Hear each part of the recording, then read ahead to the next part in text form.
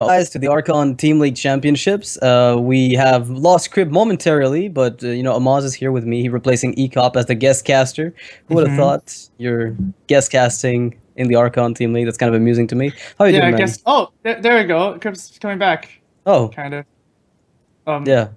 but yeah. Hey, Hi. Hey, Trip. hey, what's up? Okay, Yeah, I good. had to do some stuff, but yeah. Before I ended up crashing out, I did mention that we finally crowned our loser, Team Celestial. It's really Wow, big news for Team Archon, as we don't have to fly them in from wow. China. Ouch. I mean, I don't think you ever crowned a loser. That's kind of that What? was kind of mean, but man, Okay. that last series was pretty brutal. Yeah, The stomp, all the way through, no mercy. right? But yeah, I'll be Oh, joining you guys now because production guys are really good now. Give a big shout out to production crew and the admins, as of course. And I'm free to cast with you guys, so it's gonna be awesome. Yeah, and well, your team's up. What do you think Yeah. of your team, Maz? Are they Uh, good? Are they good at Hearthstone? I think they are pretty good. One of the Okay, best ones. But right. they were pretty sad that they weren't at the top. But they're close to. I mean, the standings. I think they're a second place or something, just for tiebreakers. So Mhm. hopefully they're going to win this one. But Cloud9, of course, they're very strong players. Ekop is actually one of the best performing players in this league right now, which I don't think everyone expected. So we'll see what decks they bring this time around. yeah. Yeah. You guys had a really nice week last week. I think you took a win against Value Town, if I'm not mistaken, which actually set you just ahead of them with the pretty good lead that you had on them. So Yeah, actually, we kind of crushed Kibler's undefeated record, and now he's like 9-2 or something. So yeah. he's still He's in the running for he's the still the he's still the best scoring player in the yeah league. yeah best one, Oh, Master of Duels, man. Master That's of like Duels. that's the prize you Okay. want to win. Yeah, he's doing really well. Yeah, I can't believe he's gonna have like a longer name that he has, like Brian Kibler, Brian Kibler Gaming from BMK Gaming, Master of Dragon Duels. It's gonna be kind of insane. Yeah. Yeah, sure. I guess. I guess Oh, you it can run will. all that if he wants. But yeah, I mean, Team Archon is doing really well. Cloud9 is well, they have the same record. There's four teams that are 3-2. Cloud9 is at the bottom of that list, and Archon's at the top of that list. Mhm. The point differential is important, but getting those wins is really important, and obviously that's what they're aiming to do here. But with most of the scores in the tournament so close, it really goes to show that all the players involved, um, they're at the top. Like if we expected a really good result over this many games, over this many weeks, this is kind of what I think most people were hoping for. Very close together scores. So I'm pretty Yeah. happy about that. And the series themselves are actually very close. So except for the last one, which was kind of one-sided, but most of the games go to the 10th game, even the 11th game. So shout out to the format. The guy who made the format. Yeah. Yeah. Shout out to Awesome him, guy. whoever he is. Like, what nice idea you had there, right? Yeah. Thank I don't you. know in which direction it is. I think it's that one. Yeah. Yeah. Well, I hope you guys are enjoying it. I think it's a different change from like the other Hearthstone tournaments, which are all like kind of one-on-one and whatnot. Right. Mhm. Mm. Well, I agree. Like, I think it's one of the coolest events that's ever happened in Hearthstone up until now, and I've enjoyed it a lot. I think we've had only like two near sweeps with the match today and Team Liquid last week having a really rough time. So yeah, Well, Right. we're almost there, right? We're almost there where we see the full, complete sweep. yeah, it's coming. You think we'll see one? It seems really unlikely. Like Well, Celestial got smashed by the RNG gods in that last round. Right. But I guess Taylor also messed up the double execute thing. Like as soon as I saw it on Yeah. production, I was like, oh, he's gonna mess it up because it's like, it's something that doesn't come across your mind too often sometimes. Right. Yeah, Right. it's too bad. Well, sometimes that does take place. Well, let's look at the lineups here. Let's talk about some of the classes that each team has brought here. Cloud9 and Team Archon. Well, we have Priest again from Colento. I don't even think it's the first time he's brought Priest to the tournament. And we mentioned how Ecop says it's one of the worst performing classes. Why you think he gets away with that because he's Colento? I think Ecop's just like, yeah, all right, you can bring it. Well, okay. I'm just gonna say that partly why Kalento is playing priest is because you have those really, really strong classes like warrior, warlock, hunter that somebody else has to play, right? So their strategy might be that okay, Ekop, you can play these classes that are pretty simple and they are pretty core, I guess, and that Mhm. the more complicated classes, the fifth and sixth pick, I guess, with the paladin and priest would be led to the stronger players maybe because I mean you have to play 6 decks, so Yeah. you have to pick some of those weaker classes. All right. Well, pretty good analysis. Speaking about analysis, we have another super special caster spotlight for you guys. While he isn't here, he will be here in video form. We have one for Monk. So let's take a quick look at that, and when we get back, we'll jump right into the games.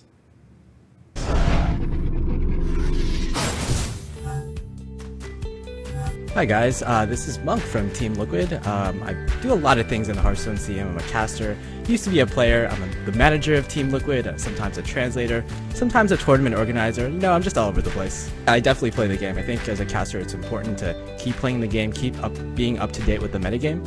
And as for favorite decks, I would have to say like I love the Tavern Brawl decks. I've been like playing those a lot. And especially like I've been trying to like really put some time into Tavern Brawl, and I figured out like the best way to play each deck, and I've even been crafting my own Tavern Brawl decks. Maybe I'll show you guys in an article sometime, or maybe I'll even run a Tavern Brawl tournament. That sounds pretty fun, right? I think with this league, as with any other leagues, it's really important to actually put some preparations into the league.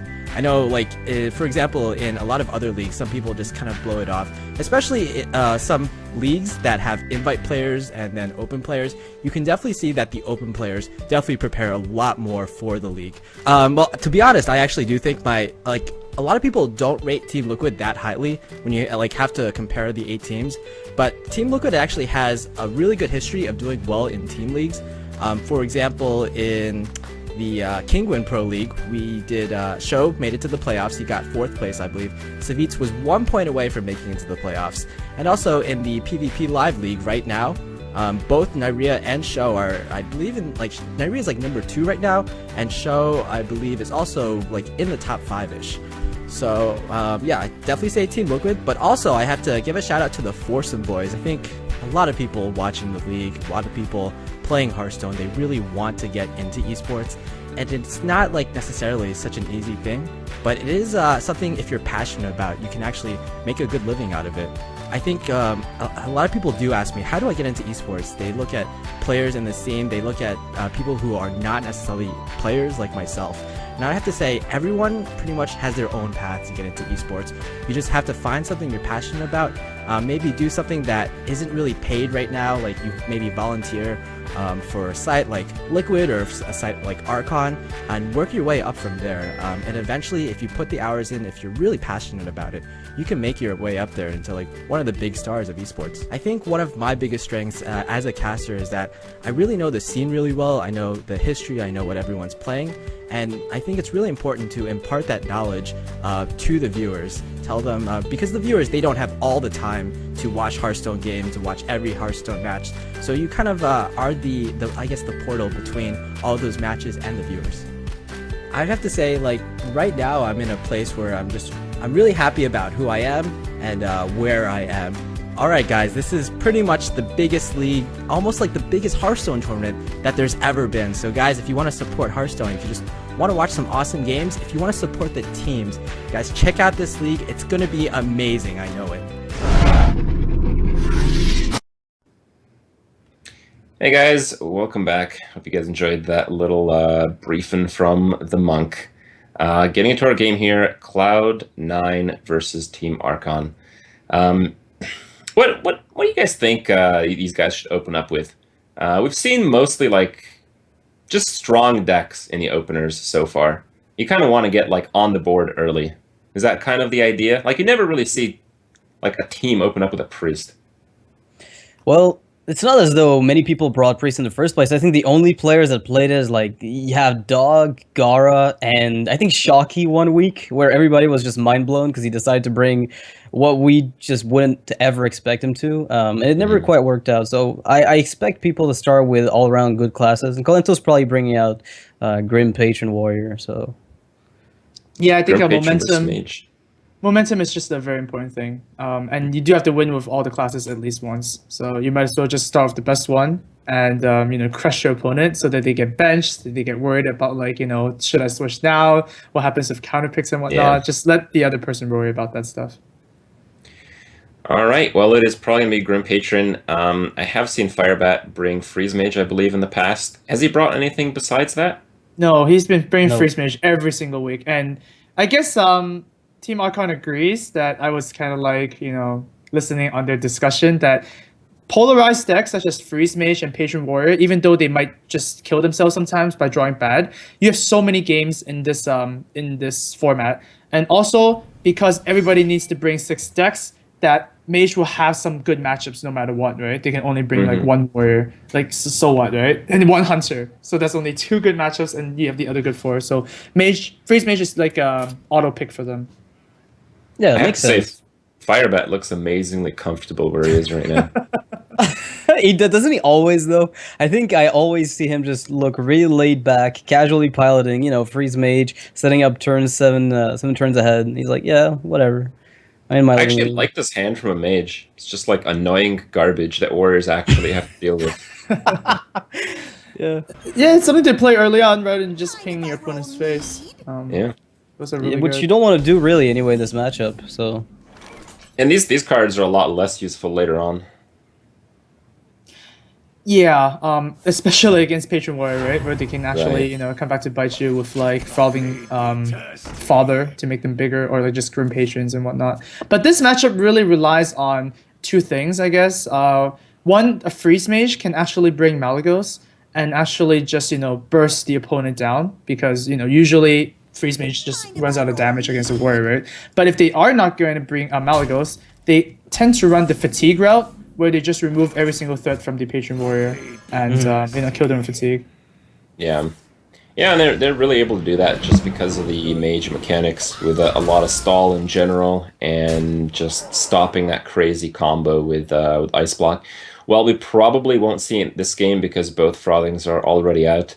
That 80 damage Frothing combo does actually get stopped by a mage with Ice Block. a mage, yeah. So one thing to note as well is I think Colento is one of the few players that I've seen who actually always plays his Frothings as tempo. Like I remember very rarely Colento just keeping them and being greedy with them. He tends to just smash them on the board and see if they get answered. If they don't, he stands to win the game on the back of it. And right now, that's working. Yeah, Wait, it's is working this really like- well. Is this like lethal next turn for Colenso if Firebat doesn't Yeah. pick one? Yeah, Like, it's just he's gonna have over. to Ice Lance. He's gonna have to Ice Lance one, right? Yeah, he does Or have to Ice Lance. What if but he he's Ice dead. Lances face? Oh, Right. that makes sense too, but then the Frothing just keeps on piling up, I guess. I Yeah, he don't will know. wins, and then you're kind of in a bad spot. Oh, man. Yeah. So the hand started well for the mage, but then it slowly went downhill. If you pick up Fireball or Frostbolt, you're good to go here. Yeah, not those. No. This is really Wow. dangerous. So I guess you just ping the 6/2 to like 1 health so that the Deathbite kills it. And you just freeze it. Yeah, that's a lot of And then a aggression. Rampage shows up. Oh, yeah. wait. No. Well, somebody I've seen it. I've Yeah. seen it. Crip says he's seen it, and I believe Crip. Well, I, yeah, like- Crip, don't you play at like rank 20 or something? Oh, Futshired. I didn't hear this. Actually, when I saw it, it was actually a game where I was testing like the deck overlays, so it was like a rank 22 game. Okay. Okay, that's pretty So, solid. But it was on Tempo Storm's site. They had like Oh, okay. so This is like getting Directing better. the shots. Okay, yeah, it's I getting see. better all the time. So Fireball pickup works here. yeah, but you're still very low on health. Luckily for you, at least you've got some defensive options, and the Patron Warrior from hand without Frothings can't quite kill you on turn 6 unless he has played, Coin Emperor. So I think he's gonna be fine. But then again, there's still a lot of damage coming up. You know, you have to deal with a second charge of Death Spite. Ice block's not bad. Ice block is not bad for later. But yeah, Emperor's gonna come down, and it's gonna be even more pain for Firebat to keep up. No, casual curious damage here. from frauding. Do you think the ping face is good, or do you think you maybe ping the creature? You ping the creature and you give them a battle rage Battle out, rage. I guess. Oh right, So, yeah, that's really bad. That is I don't really want to do bad. that too much. I don't want to do that at all.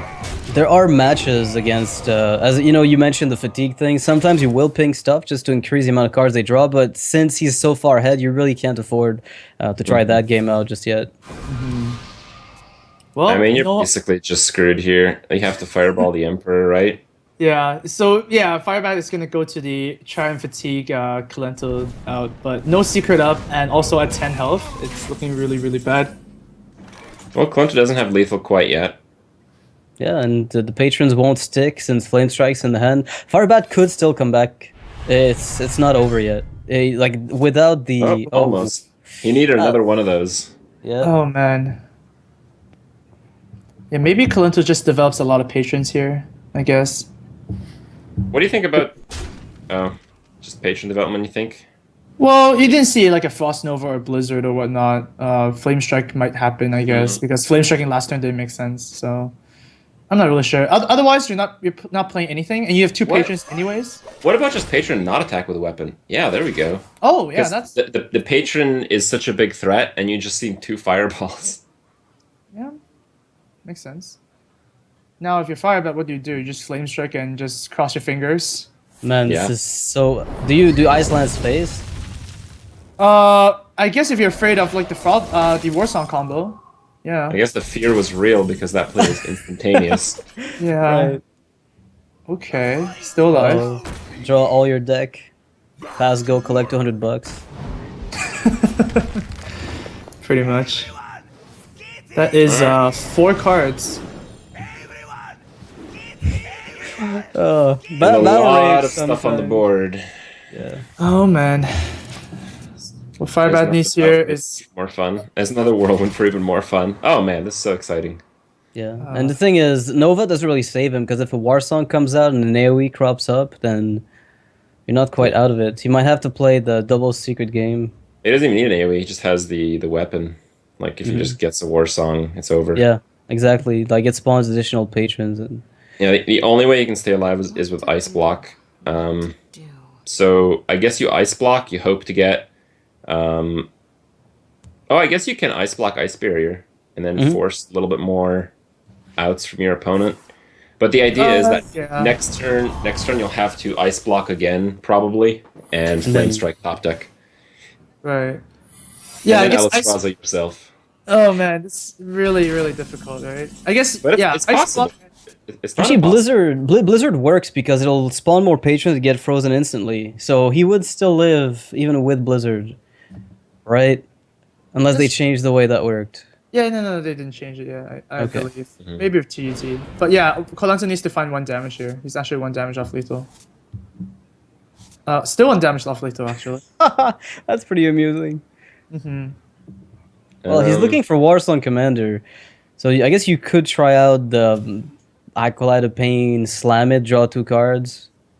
Oh, then you then can cast the War you Song, right? can't You just play need it. to slam. You can't play the war, yeah. No, but he It's has just one not- more cruel task as well. So you can get 2 draws at a Oh, cruel yeah. task, or 1 draw at 2 war songs. I think it's the same thing. Yeah, it's the same problem you run into at the end. Well, he's just gonna play it. I want to say slowly, but at the same time, it's not that slow. But the amount of armor he's got, in itself, it's a problem. But the board on top of it is just devastating. Yeah.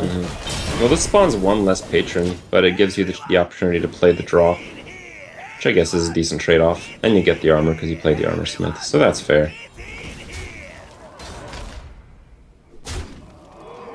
The patrons getting in there 1 at a time. It's good for Firebat though. He gets to buy an entire turn, and he really desperately needed it. This acts as another ice block, basically, that he didn't expect to get. Oh man. It's still horrible though. Yeah, it's looking pretty bad. Although this is already a very good matchup for the patron. Usually games don't go like this, right? Hmm. I wonder. Yeah, I was thinking about the Emperor. I don't really see what that does. I mean, it makes stuff cheaper, which is nice, I suppose, but it doesn't really help to win Yeah. the game too much, does it? Well, you Well- need a Frost Nova or like a freeze plus an ice block, and then hopefully Alex draws yourself after they hit you with a weapon, plus another freeze, I guess. And then the question is, how do you win?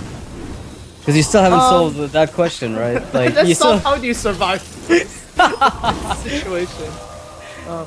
Yeah. One That's- problem at a time. Pretty interesting. Why do you think he's choosing a Frostbolt there? Doesn't he need a board clear to stand any chance at all anyway? Force double trade into the Emperor, and then that means there's one less patron to Whirlwind, so at best, I really don't know. I don't think there's any reason. I don't even know Yeah, if... Yeah, go Maybe ahead. keeping the Frostbolt is better because you can like, Frostbolt the face later if you can attempt to freeze your opponent's board. Or combo? Yeah, That's something nice. like Yeah. that. But I think it's just at that point of the game where it's looking super grim already. The war's sitting at 42 health. It's looking grim. I see what you did there, Oh. Moz. It's much higher than that now. That's 46. Jesus. And I mean, even if you get a board clear, that's another 5. Firebass draw is just... I mean, he had plenty of draw. If there's one thing he had this game, it was card draw. What he didn't have were useful cards Yeah. off the draw, so... Well, you can go with Acolyte, ping Acolyte, and then drop the ice block. What to do? And you can get an Ice Lance and a Flame Strike, right? And then you can Yeah. Alexstrasza yourself on the turn after. Yeah, and He's you fire also blasting himself. Or that. Or you could do that. All right, you can do that. he found lethal after all, so that's good. Oh, Yeah. God. So let's just get to this Sudoku. game with the very aggressive frothing start, right? Yeah, that it usually- really helped. It limited the options Firebat had so much. That's kind of how Freeze Mage loses, right? When you put too much pressure where they can't stop what you're doing and draw enough cards at the same time, they just kind of crumble. And there was a lot of crumbling in that match there. Yeah. But pretty exciting. I always love to see. Again, I think it's my favorite class to see in tournaments. It's the Freeze Mage. So now we get to see at least twice as much. Okay, that's good. Yeah. That's That's positive. You can look at it that way, like from not Firebat's perspective, and it's great. So yeah, I wonder though, like the priest from Colento, he's one of the few players that has played it in the past. I don't think he's played it this league just yet, but for a time he was one of the few players that actually bothered bringing it to tournaments. And I just wonder what it's good against in the field. Is it just because rogues are starting to vanish? No pun intended. I mean it. I didn't. well, I guess not exactly. Priest's matchup is pretty good against like the usual the Aggressive stuff. hunters, the shamans, and actually does stand a chance against patron warriors, somewhat. But I guess it's also kind of there just because they want to be unpredictable, right? If you always bring the same lineups every single week, then people can just draft the exact list to defeat you. We saw that kind of with Nihilum versus Valley Town, where Nihilum just brought like BGHs in like Yeah. every single deck, right? There's like 9 BGHs across 6 decks, and that's a lot of BGHs.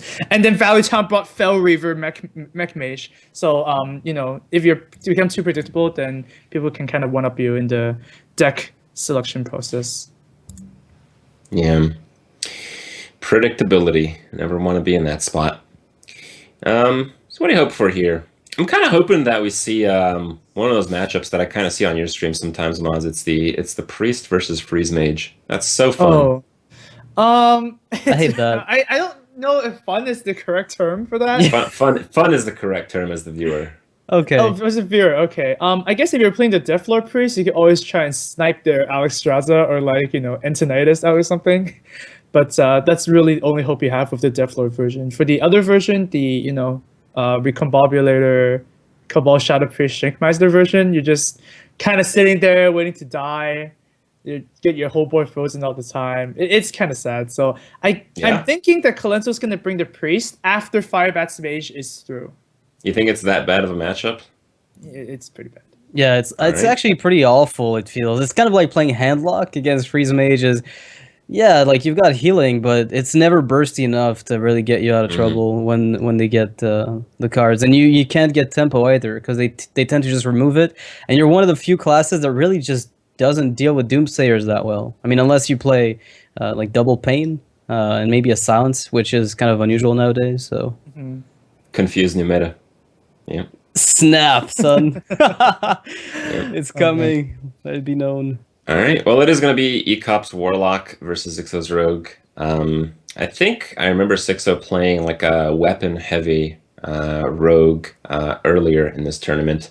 But we have seen players change it up a little bit here and then, so I don't really know exactly what to expect. But Ecop playing Warlock, I don't quite remember what he's been playing, but I'd imagine Zoo. Yeah, he plays quite a couple. He brought Malagos Warlock one time as well. So I guess, yeah, once again, you don't really know what to do, but Rogue really always have the same strategy of like board control until like your turn 6+, I guess, where you either just oil them and just kill your opponent with big flurries and whatnot, or just sprint for even more and just delay that strategy a little bit more. So whether Ecop is like a Zoo or Malagos Warlock, Handlock kind of, makes the mulligan a bit more simple. It doesn't change too much.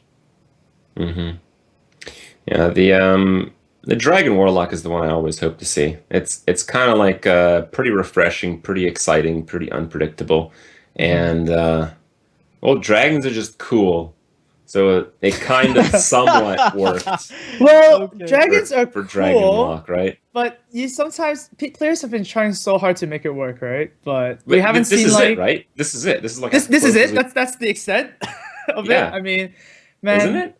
I guess. I mean, Not it's really. It's not quite there because it's more like Malagos Warlock than Dragon Lock. Which is a dragon. So Right. Freeze Mage Play is the like dragon Dragon. synergistic cards. Okay, so we've got like Dragon Mage because of Alex, I think.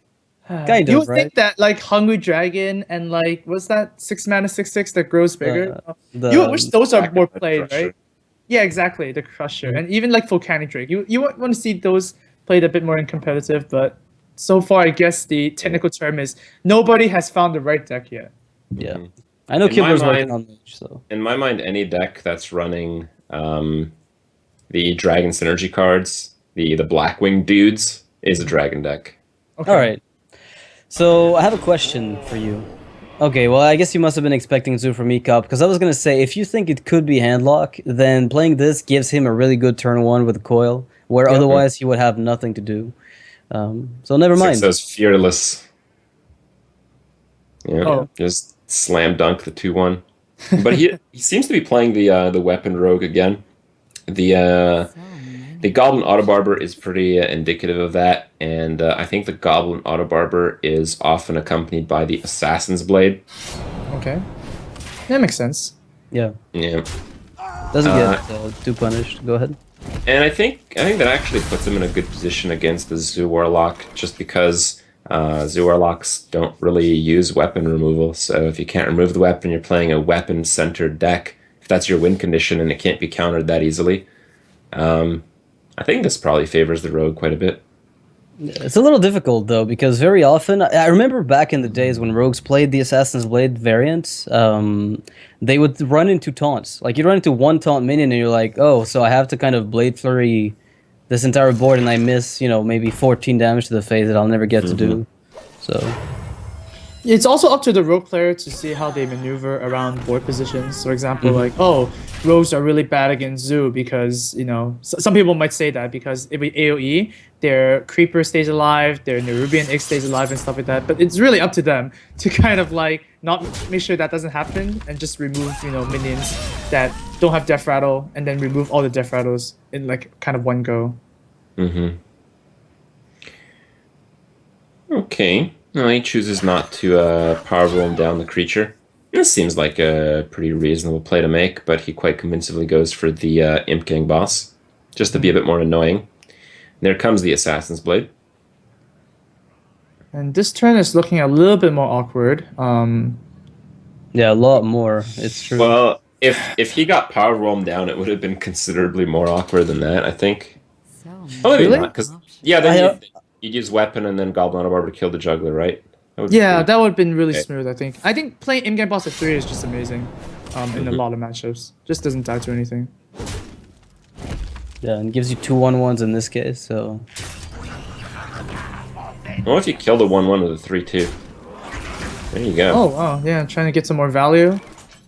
And doesn't get punished too much, I guess. Oh, you can actually knife juggler and power Yeah. vault here. it might get punished severely. We'll have to see exactly how Yes. those. Yes. Severely is how yeah. I would put it as well. You get 2 Actually- chances to kill the 3/1. Yeah, you that's can push for a crazy. lot of face damage here if you want. Okay. Never lucky. No punish? Yet.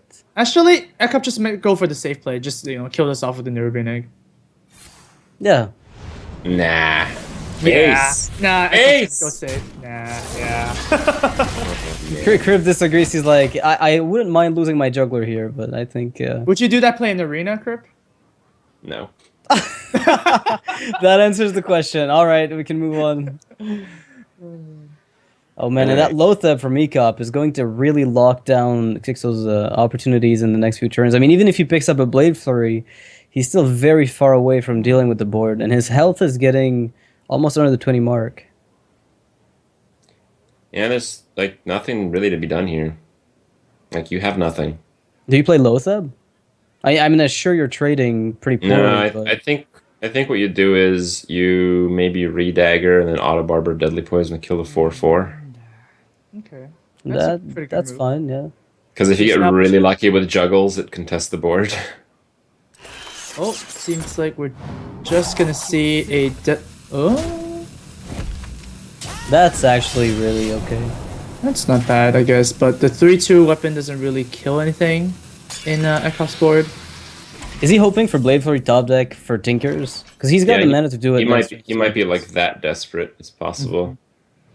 Lothep's gonna seal that up. Usually the best counter Lothep is Lothep back, but not in this position, right? No, not when you're this far behind. Oh man, that's... The Blade Flurry doesn't quite solve the problem either. Oh, Well, that sucks. that would have been good. What would have been good is you just Assassin's Blade this turn. Oh, you kind of have to Deadly develop Poison last something, turn. right? It Well, feels no, like- instead of deadly poison last turn, right? Oh, just Assassin's Blade and kill something. Yeah, makes sense. But then your No, 3/2 go doesn't get face. traded. Oh, just go face. Okay. Well then. And then next turn you go for the Deadly the board wire. poison, oil, and then blade flurry. Yeah, I guess after that point you're only dead theoretically to charge minions like immediately. Yeah. So you might be able to pull off like a heal bot if you're running one. Well, yeah, I actually like that play. The more I think about it. All right. Well, that's not quite enough. It's one short of lethal. Mm-hmm. But you take it, right? You just Do you? send it down to one, Leaving a creature on the board is really scary, I think. especially Yeah. against Rogue. Yeah. With the preps and the tinkers. Oh, just gonna go for it. He heard you, Crip. Just gotta go for it sometime. I wouldn't go for it. They'll actually trade. Oh my god, and there's Oh, a there prep. you That go. is such a crazy prep. All right. Well, Could he could actually win on the back of this, right? Well, no. Yeah. He actually has to use a Lothep to clear the 1/1 that comes out. Otherwise, he just dies. This is so sad. This is the saddest moment in a That is rogue's true. life. Yeah, unfortunately, I think he can't use his face to clear anymore. So Yeah, yeah, not- that's not really for the only now. options he still has. I don't really see anything else. You do wanna prep the oil so that the Lothep kind of gets the charge, I guess. Well, it might get to attack with it later, right? So Oh, I guess Well, not. yeah, he guess wants to keep the prep for sprint and maybe pick up a heal bot Yeah. or some form of healing. All right, 1 damage off lethal, Ekop. Can you do it? Can you Denied. top deck that Doom Guard? That's Not not yet. Where is the Doom Guard? There it And- is. Xixo, he did react. He was pretty Almost. focused. Yeah. Pretty focused all this game. I was pretty happy about this. Yeah, and that happiness extracted just, from 6-0. Like you could just see the happiness flowing from one side Drain of the screen. life. Drain happiness. Yeah. Yeah. Yeah. Well, a pretty exciting win from ECOP. He had a very aggressive board, a very aggressive opener, and even though the big weapon plays, I think the core of the deck really showed how strong it was. It was just like one turn too late. So, yeah, not really too much to be done. Happiness, man. This could be the new Warlock card. Siphon joy. This'll be it. You just siphon, everybody was happy. And then Yeah. there's like blinks of Rexar on your hero once in a while. Mm. Yeah. Yeah, I could see that. Sounds like good design, right? sounds good. Yeah. Why don't you apply for the job, man? That sounds pretty good. But yeah, it is a good deck. So we go back up to the matchup screen. Cloud9 is currently leading 2-0. Very good start for them. And it seems like they are going to go Strife Crow next, right? They're kind of like, alternating everybody to go at least once, get the momentum rolling. I have seen a lot of that, but I can't understand any strategy associated with that line of play. Well, that's because you have 3 players that can play next, right? So in case you get benched or something, then you can kind of maneuver around the decks better. But at the same time, if you pick Kalento next, for example, and he wins with Priest, and then for example Strefko just plays 2 times and gets benched, Ekop has to play as Hunter, for example. So 3 people with 1 win each seems to be a good way to go around things. So I mean, if you're Kalento and you're trying to log the priest up, you've got, as you said, a few matchups that are kind of okay. You mentioned Shaman and Hunter among those. You won't face 6-0 likely, I guess, because Archon might not send him out again. So you're kind of avoiding Shaman and Rogue. But if they know that and they expect you to pull out Priest, what does Team Archon just queue into a Priest?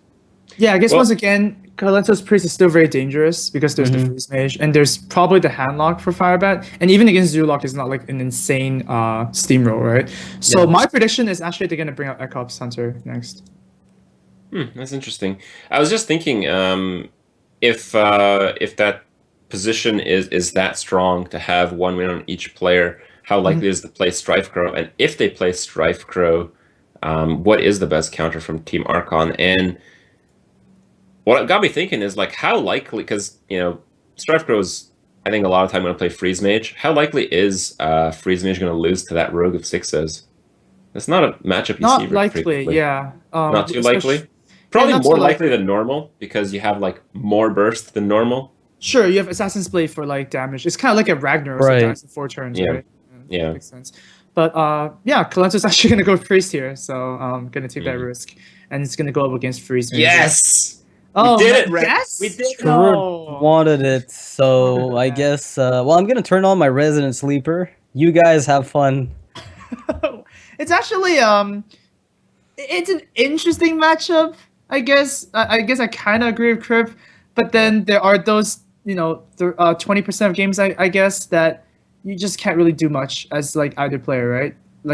Priest just draws all their Shadow Word Depths and whatnot, and then Freeze Mage just draws all the secrets, and even that is not that too bad if the Mage draws the secrets. I feel like there's not that many matchups that really allow you to highlight skill and some really crazy plays, but this is absolutely one of them, where there's all these little things that you can just win the game from that most players just don't think about. Okay. Well, very good starts from both players. Double Doomsayer for Kalento, for Firebat, and Kalento has the double Pyromancer. It's actually pressure, right? The most minion heavy hand you'll ever find.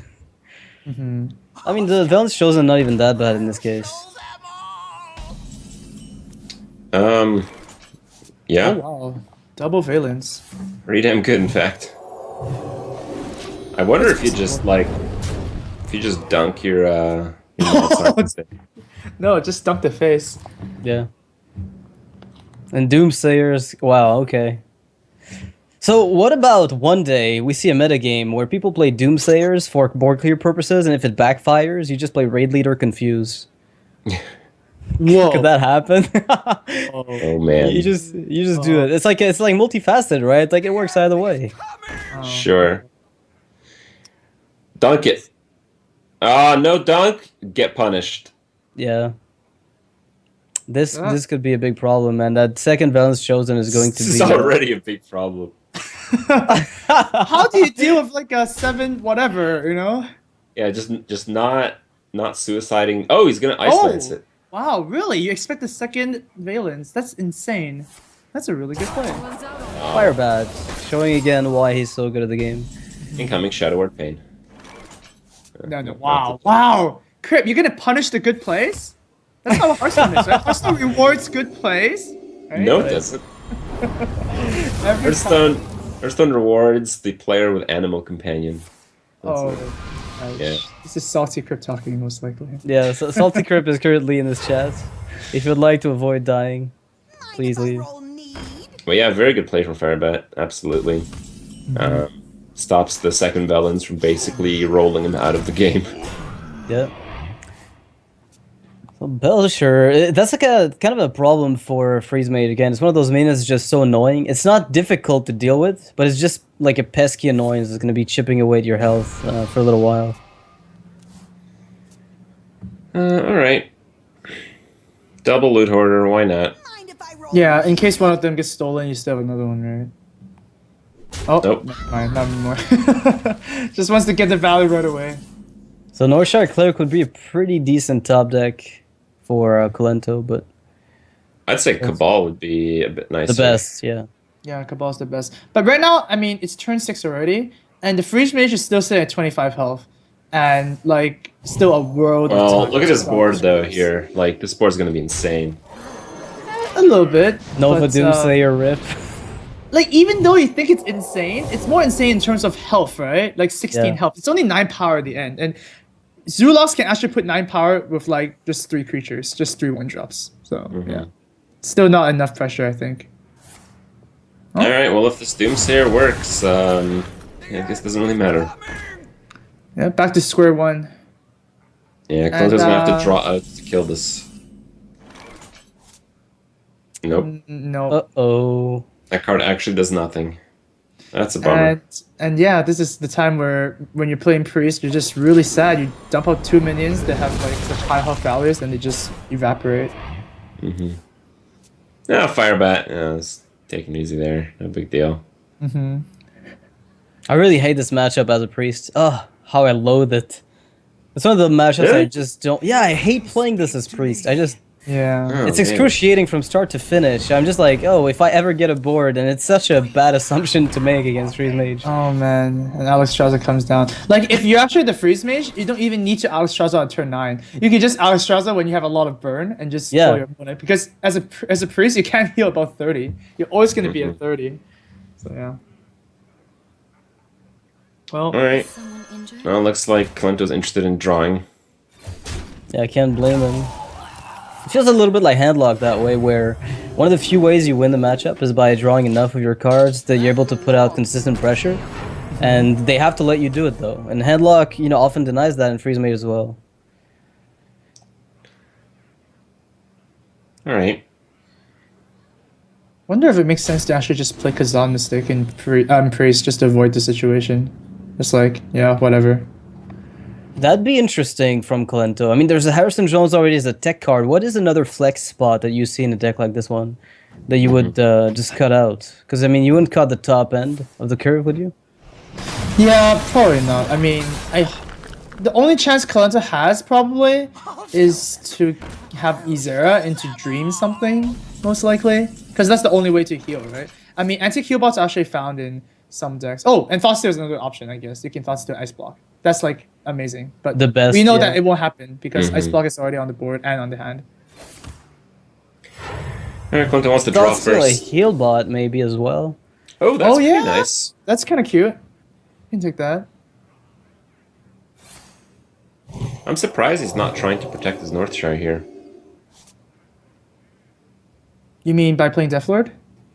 No, by just Change your mind. putting Oh, just Power healing Shield it? or healing it, yeah. Oh, I mean, I guess Flame Strike is your primary concern, I guess. Oh, wow. That's true, but like you could have chosen to pump out the Northshire rather than the Harrison. Yeah, maybe. You know, I'm actually enjoying this, Crib. You know, I'm starting to... Yeah, I'm starting to join your camp. Like, I'm actually enjoying this game a lot more than I... Oh, man. Are you guys putting yourselves in the priest perspective? Because if you're putting yourself in the No, priest I'm not. I'm yeah. absolutely not. I'm not putting myself in the priest's shoes right now. I'm not. Okay. I'm just looking at it from the freeze mage's perspective. I don't think there's much the priest really can dictate. It's kind of like he's waiting for the mage to ask questions, and he obviously won't have the answers most of the time. Lothar? Nope. Not much to be done there. The Fireball, Double Frostbolt, Ice Lance, that is 16. Plus the ping is 17. So Well, you something can't- has to happen here. No, you can't ping after you can't play all ping? this. Oh, you're right. You're one mana Yeah. short. So it's probably going to be Antonidas plus like a barrier or something. I mean, Fireball's going to see that his Alexstrasza is going to live. Or it's Yeah. going to die by like minion trading. And it's like, oh, no death, easy. Just like, slam dunk Antonidas. And just, maybe even Frostbolt Ice Lance. Just get one. Yeah, I was gonna say like you might want one fireball. If you get two, then all the better. But you're not looking for two even at this point. It's like it almost doesn't matter how many you get. Oh, Fireball goes on the Alexstrasza.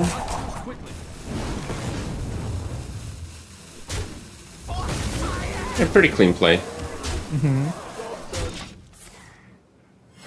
There is no seal the deal because the first Ice Lance was already used earlier in the game. It's a great effect, by the way. Right, yeah, that actually pretty much might have won the game. Yeah, looking back on it, I think that might have been the play that enabled him to not get obliterated by the priest tempo. Still Thought looks I'd like say that one day. Antonidas is a really good play here because getting those extra fireballs means you can fireball, frostbolt next turn, and you're doing 7 this turn. Alternatively, you can just Power Blast the face right now. Yeah, actually. Well, is there anything that you're weak to, even like if you do that ever? I'm wondering what Firebat's waiting for. So is he afraid of a Lotheb turn? Yeah. I guess, like you do lose to Lotheb if you actually just do any of those plays. Yeah, he wants to maximize the amount of damage output he gets. So next turn, he's gonna be able to Frostbolt, Ice Lance somewhat reliably. Oh, a little bit more healing for Kalento. Yep, got to play that. It's post Alexstrasza, so every point of healing is effective. You're just trying to look to dodge the spells that are gonna come in. Yeah, if Kalento plays a heal bot and Firebat doesn't go for the Archmage, Well, if he Even gets Holy a fireball Fire. here, it's over. Nope. Not quite. Well, can't draw is- fireballs, just make your own. Let's see Antonidas and a Frost Nova most likely. Oh, nope, just gonna go face. Okay. Firebat Yeah, seems like he has enough damage, He wants Yeah. 2 fireballs. I can't blame him. Kazan Mystic top deck. No, but Why? Lothar will do it. Lothar will do it. Lothar won't win the game though, unfortunately. All Like, right. it's not enough. How do you even draw? You have to go for Acolyte, Acolyte, Wild Acolyte Pyro, Pyromancer, you have to do it. then you heal yourself, and you hope to get what? Holy You Fire. have like 4 mana left. You can't even Holy play Fire, yeah, Holy Fire. If it's how- even in the deck. Oh, no, you No, can't. but No, no. you can't Yeah, cast you- it, so you only you're have still 4 dead. mana. Oh, whoa, whoops. Then The other Light of the Naru will put you at 16. You'll be at 1. Hey, you live. you live. Can't even deal with the Antonidas, and you can't say you live. Alright. Yep. Well, the Antagonist doesn't go through the taunt. You do live. Oh, yeah, okay, yeah. If only it was only like a 5/7 minion. But Secret? It's a very sad matchup. It's really sad. That was It's super cool. one-sided. Oh, that was The only- cool. The only sad part about that is that Team Priest is a Archon class. can't play another Freeze Mage match. Oh man. Sad day. Okay. Well, Team Archon gets on the board with Yeah. with the Freeze Mage win. Yeah, also 6-0, the Dream has been vanquished, unfortunately. Maybe tomorrow. Maybe tomorrow. Tomorrow is the last. Oh wait, tomorrow is. Oh, tomorrow. Yeah, of course. Week 6. Yeah. And then the next week it will be the last week Next of Phase week. 1. Yeah. Yeah. Then We can we'll still move on to dream. Redemption and Satellites, and I mean those should be pretty cool because now players will be competing for the top spots. I mean, even right now, I think it kind of matters a lot who ends up in the middle of the pack or towards the end of it. But I mean, Nihilum is so far ahead at the moment. I think they're almost guaranteed. You know, we were talking about this earlier, but almost guaranteed second place. Yeah, yeah. It's not Ish. guaranteed. Just very likely. Very Okay. likely. Yeah, very likely. They have to lose 2 series in a row, and then even then, they still might make second place due to No. good tiebreakers. I think if they win one and lose one horribly, they can also get knocked out, right? Yeah, and we know that there might be horrible series that just comes out. You know, there's been 6-1s, 6-3s. It might be possible, but like Yeah. looking to the next match, I'm pretty sure Colento's not going to queue as Priest again. But then Does that really matter though? Like if the priest is benched, does that really enable any other Oh, yeah, decks? Wow. Oh man, that's brutal. I'm sad right now, and I can't unsad. But why do you want more chances to play Priest? You just want like It's unpredictable, guys. It's unpredictable. Oh my god, I'm dying here. Why do you want more chances to play Priest? Says the guy who made his name playing Oh. Priest, I think. It's a tournament, okay? Like Right, it's right. It's a 250,000 tournament. You want to play Hunter and Patron as many times as you can because those it has the most winning percentage. Right? So All it's, right, all right. I can yeah. see that. Like, I agree with you. It's just like, it makes so little sense to me. But I guess to be fair, Yeah. if you play Priest now and it loses, then it gets benched. And Trip is Yeah. like, yeah, it doesn't matter if the Priest gets benched. Right? So you can go with that strategy too.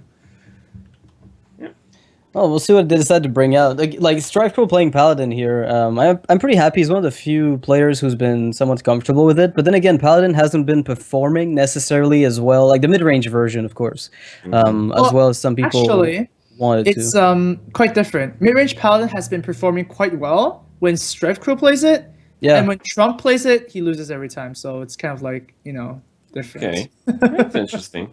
Yeah. Yeah. Well, we haven't seen Strife Crow play today yet, but maybe here. Strife Crow, I think, at least all the paladins that I've seen so far from him have been this like mid-rangey control type of paladin. Right. So he has that, and again, most likely a freeze mage. But I think we did see like a weird mage in one of the weeks, if I'm not mistaken, didn't we? Grinder yeah. Mage from Strife Crow, yeah, no doubt. Now I think it Rhea was- also played a weird mage with the Wasn't he giants. only allowed that deck like 1 week? Maybe his team had something to say about that.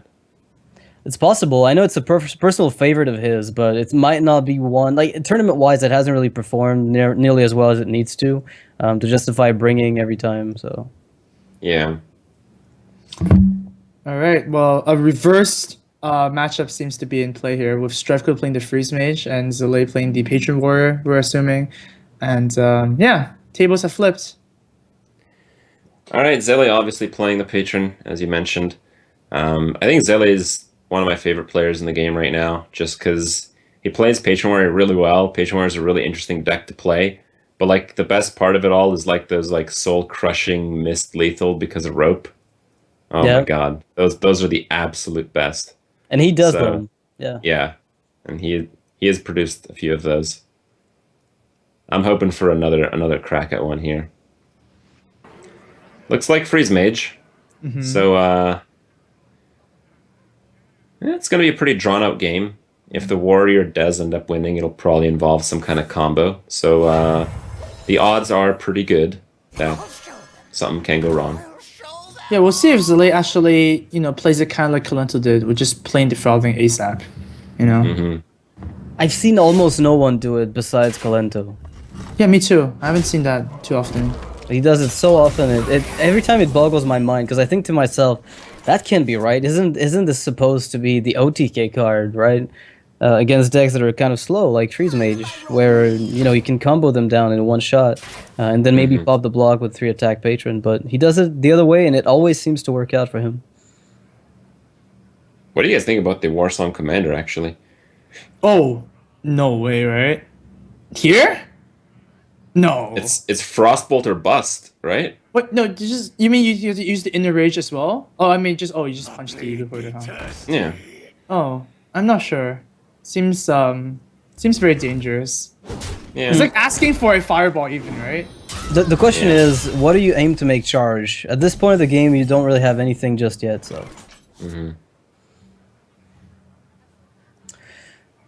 Well, All right. So Frothing is played at turn 3 against Freeze Mage.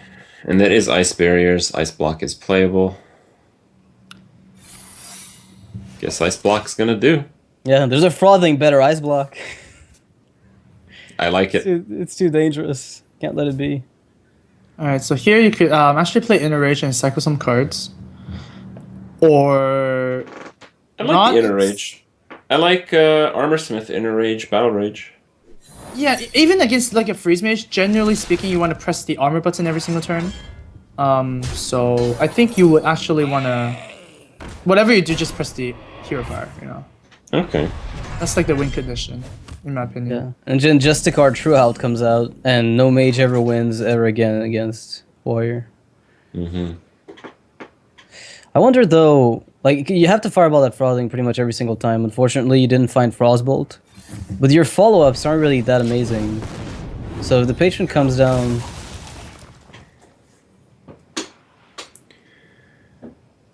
Death Spike comes in. That's pretty nice. Still not really much going for Strife Crow yet.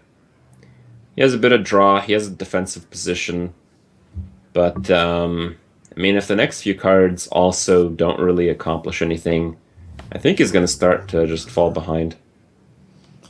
Yeah, a little bit. You do want to cycle cards, but you don't want to cycle too many cards. In this matchup, it seems like fatigue does come in like half the time.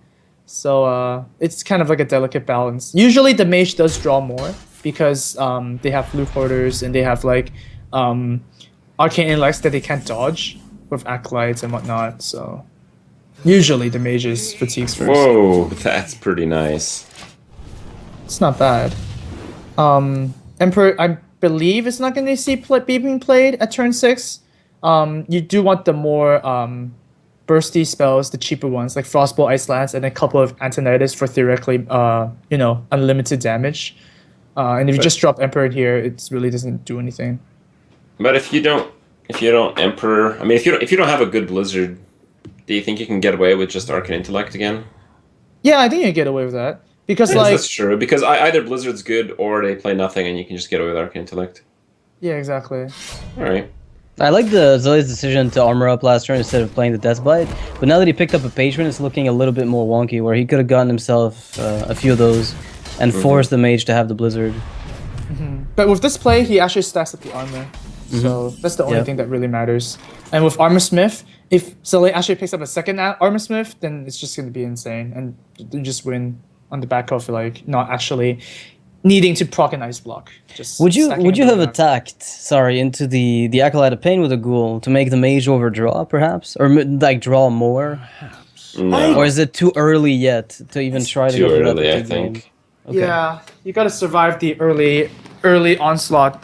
Onslaught meaning that if the mage actually has like, I know I'm using that term kind of maybe wrong, but onslaught Yeah. means like you have Frostbolt, Ice Lance, and then with Antonidas a million fireballs with Emperor, stuff like that. Mm-hmm. Don't want Yeah. to give them extra options. Mm. So Well, Doomsayer might be playable here. I mean, you suspect your opponent. Well, then again, it's kind of a. I guess if it eats up and execute, you're happy with it either way. You know you can't Arcane Intellect because you're gonna overdraw, but. Yeah, I wonder about Doomsayer here. Is it just too weak to even a Cruel Task would have killed it? I think he Slam. just has 2 Frost Novas that are otherwise useless. So he probably just wants the combo.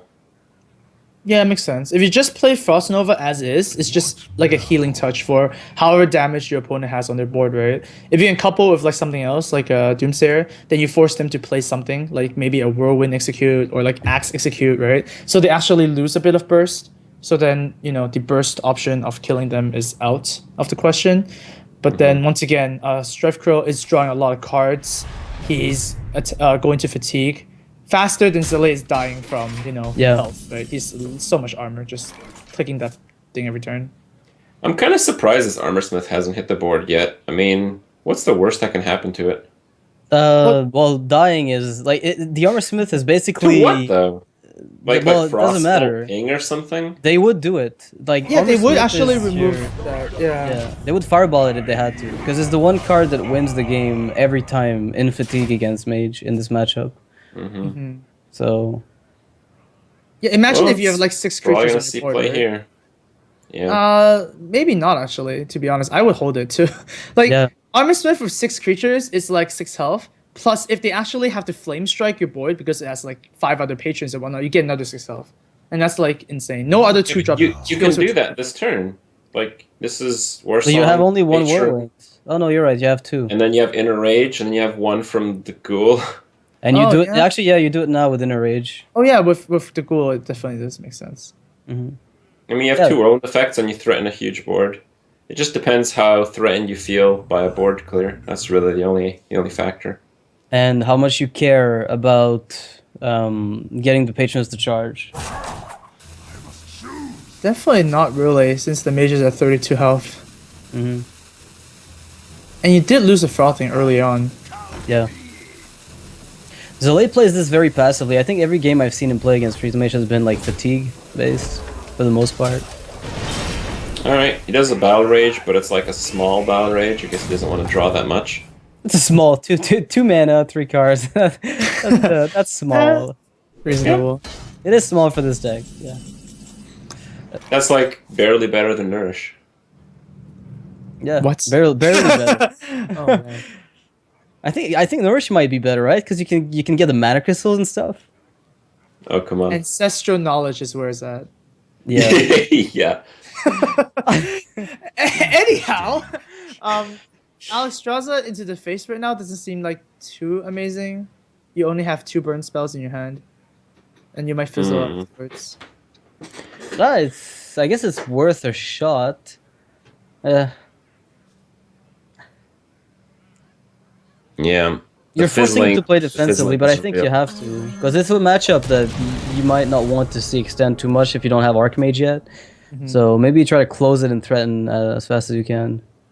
Okay, and I'll be very surprised if the Armor Swift doesn't come down this turn, Yeah. just Well, because we- it's post Alexstrasza. We can do some really fancy, like, Warsong Commander Armor Smith play.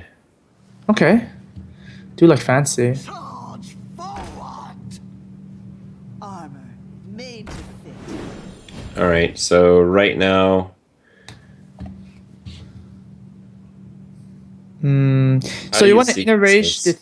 3/2, smash it in the Alexstrasza first so that you get more armor from the ghoul. Oh, He wants to then- maximize the armor output. And break it. Yeah, you're right. You're right. yeah. I think your idea was a little better, Amaz. But I let's thought see. it was gonna maybe iterate we're it wrong. 3-2. Yeah. Maybe it's the same. I'm not really sure. Patron, the only deck that nobody even knows how to play, but it still shows up in tournaments and it still wins. Yep. That's the great thing about the deck. Sounds about right. Okay. And the But hero Inner card Rage just- just seems pretty decent. Like, push for 5 more damage and gain 1 more life. Mm-hmm. Doesn't it? Yeah, it seems like I would have used Like, it too. do you get more value than that? Like, do you save it for a frothing? I don't think so. So Blood Mage Blizzard is pretty sweet here. So that's gonna wipe the board and give your opponent. You're gonna force your opponent to get another wave of patrons, and that means he's got to have the second War Song. And after the second patron wave and the maybe last frothing, you're pretty much safe. Yeah. Yeah. And once again, the armor stuff is doing so much work, right? Just heals for a lot. We might even see Strevko just like killing the armor stuff first. Or oh yeah, Doomsayer is much better actually. Just deny your opponent any armor if they actually don't have an answer to this. Execute or like weapon execute or Something. Yeah, but Yeah, isn't this so much riskier if they do have like a Whirlwind effect? Like even 1 Whirlwind effect is 5 armor, and it spawns enough patrons to kill the Doomsayer with charge. That's true. This That play is very loses dangerous. to Whirlwind. This is He might extremely Ice dangerous Lance. play. He might kill the War Song. Yeah, I think he probably should. Ooh, leaving it up. Okay. So dangerous. Well, this man's got Gus. Well, He's Gus gonna is not get- gonna.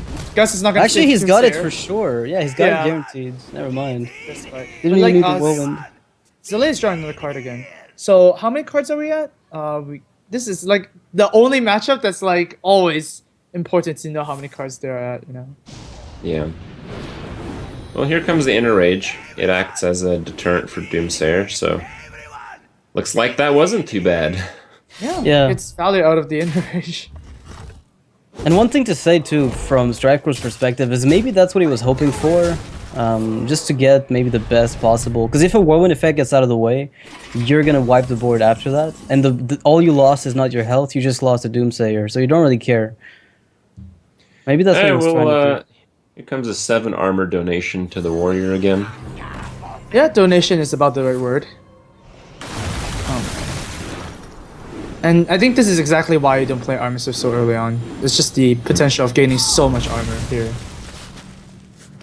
Would you like a healing wave? Healing Sure it is. wave. Yeah. Would you win the joust? Alistraza. Nope. Well, I will play it in Malagos. Malagos. Now with Alistraza and Archmage, I think you probably would win the joust. Actually, Yeah. the only creature left in the deck, I think, is a Mad Scientist. Yeah, or Acolyte Pain, something like that. Yeah, you could, I guess. Malagos Shaman the Dream. 8 cards for the Freeze Mage, 11 cards for the Patron Warrior. Yeah, so once again, even though the patron drew so much, the mage is always drawing more. Yeah, Every- the patron didn't. I mean, Zele is very cautious about his card draw. Where I remember, like, there was a game that we saw somebody else play patron, and he just went overboard with the Battle Rage. And Zele is always very cautious not to overdraw with it, because that's one of the biggest ways to lose against Freeze Mage is just to draw like 6 cards, and then you end up way ahead on the 15. Well, do you then Battle Rage right now?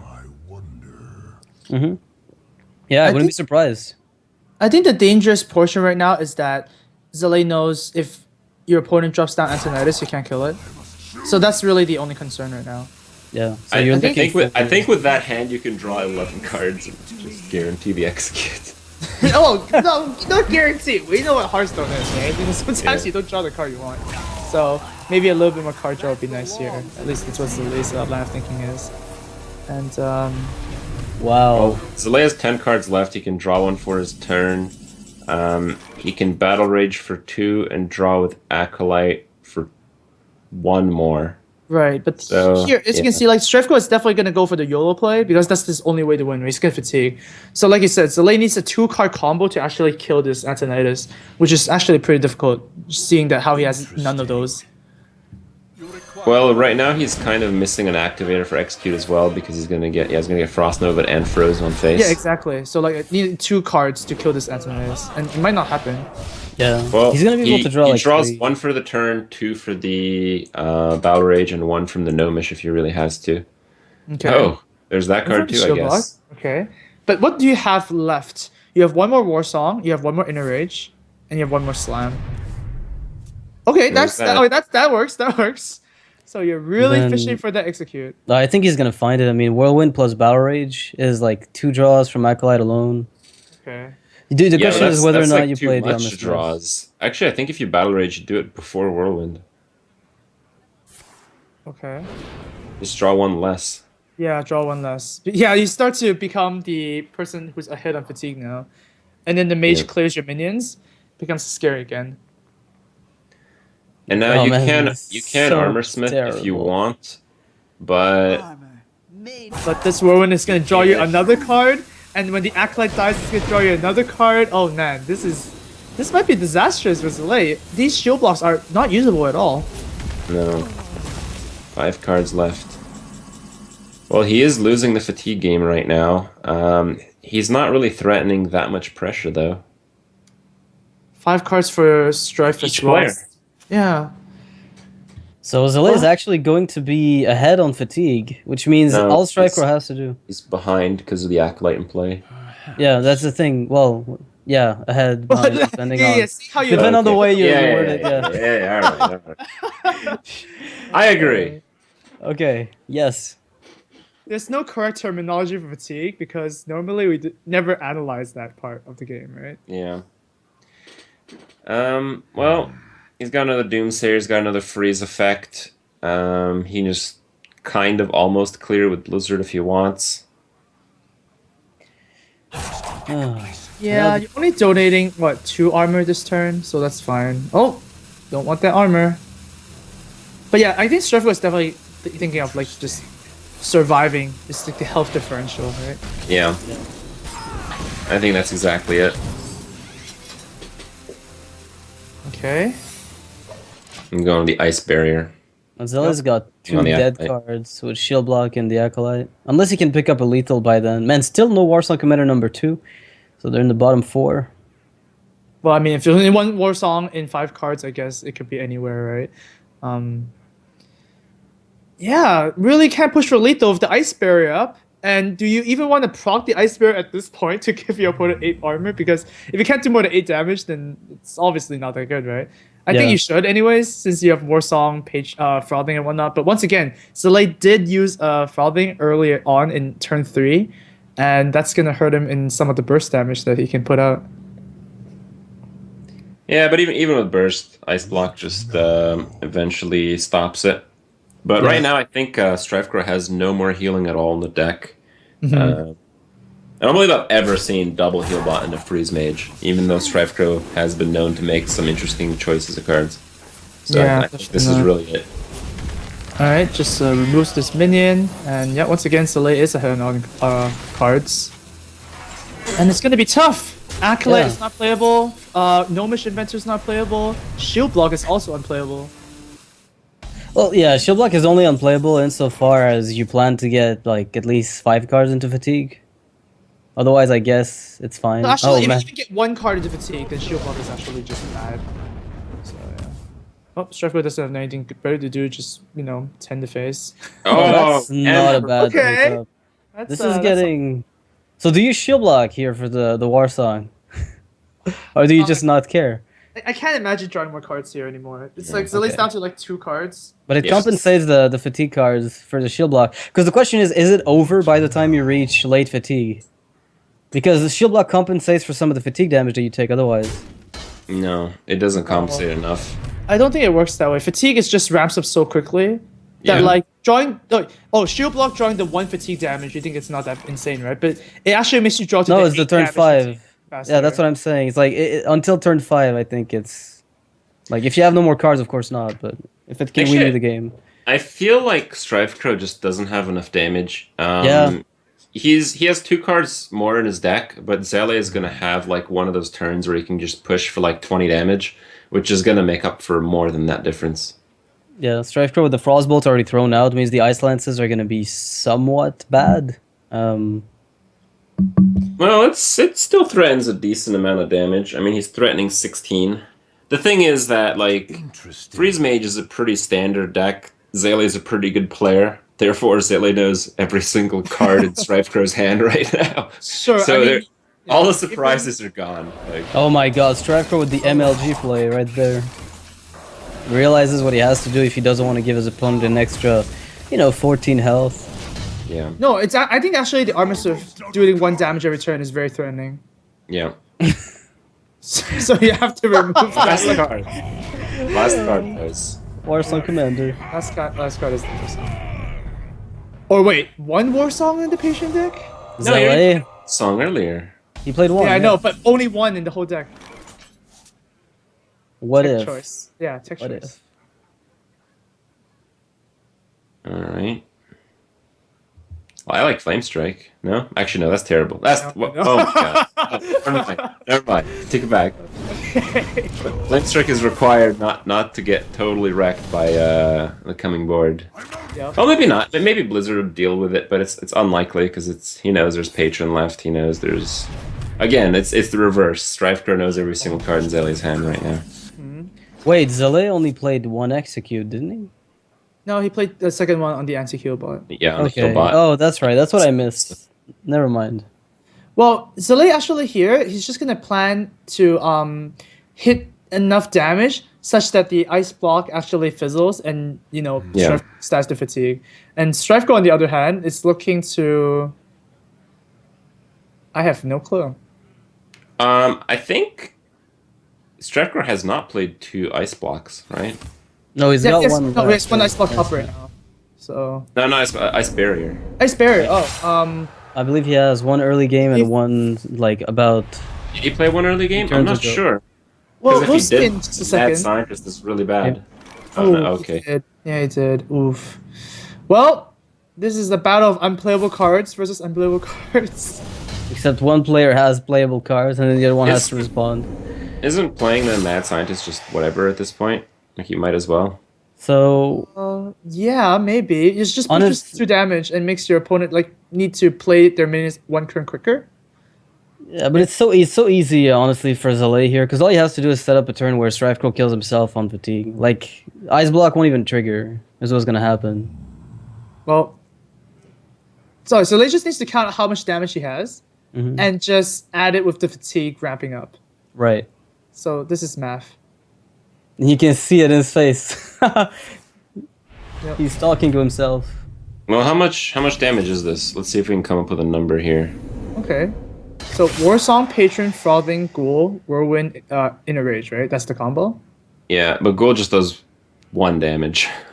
Yeah, but that's fine. So It's a bot. It's a body. So yeah, it's a body. So you have 3 patrons. One that's 5 attack, so that's 11. 11 22, plus I the think. ghoul No, is you'll 12. have 4 patrons. He's doing it now, it's Inner 22 Rage, damage. and then Yeah, that's GG. Yeah. He's gonna get exact lethal with that nice fatigue, I think. Maybe 1 overkill. is it 22? Is it? 12, Pretty sure it is. 13, Maybe I missed out on 3 damage, I think. 15. He might be overkilling a bit. 15. Wait, One actually, hit. let's be It's honest. 20. Even like though 28, it's not man. lethal, even if it's not lethal, it's fine. Because what can Strefko do? Oh no, because Yeah. it hits twice. It's 21, I think.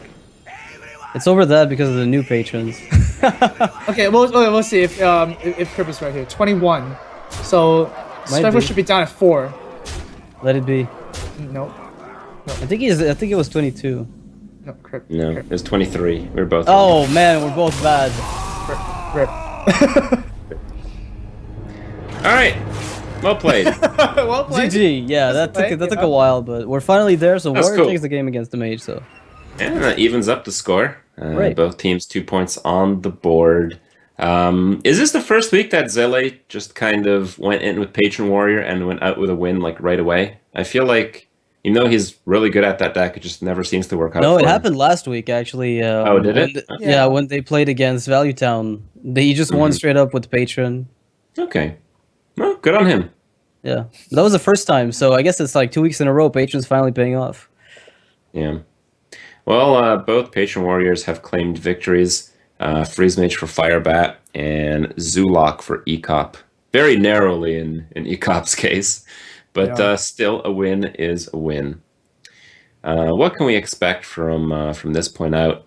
Strife Crow attempting to play Freeze Mage, losing. He's the only player on Cloud9 with 2 decks. It is a little bit of a risk to play him, but this is where the mind games start coming in, because if you kind of limit his play, if you have to play either Kalenta or Ecop, then like what do you do, right? Yeah, that's interesting because like obviously Callan doesn't want to put Strefko again, but Team Archon knowing that might make a deck out so that Cloud9 can actually pull something off with Strefko. So yeah, I it's think they're be gonna weird. pull off. Like, I think the Hunter is good enough on Cloud9's side to just bring out without risking Strife Crow's potential bench. I Actually, don't think it has like terrible matches. what punishes the Mech Shaman right now? Wait. Priest would kind of well. No, Doesn't really? any face deck, it's really good against Priest. So like Face Hunter is actually really strong against Priest. And judging by that, I think Mech Shaman is also really good against Priest. It's just like if you don't draw Arcanine Circle, you lose. So. Okay, I figured maybe the Wild Power Monsters would carry the early game. I but- think the only deck that might be good against it is a good draw from a mid-range Pally, but that's an inconsistent deck. So I think just throwing out the Shaman here is just a good, like, whatever happens, it's fine. Wait, Shaman is the inconsistent deck, right? Yeah. Yeah. So Yeah, but Shaman is always inconsistent. It doesn't matter what you're playing So against. it's consistently inconsistent, so you can count Right. on it. Just maybe whiffing completely. Yeah. Well, he got put the Hunter 6-0 playing the Rogue, probably expecting Kalento to pull out Priest. I don't know. This is not a great matchup for 6-0. no, It's not but- like it depends on how mid-range he cops deck thing. is. Yeah. Sometimes those Goblin Auto Barbers give you some really nice value trades at the start, and that lets you take the board.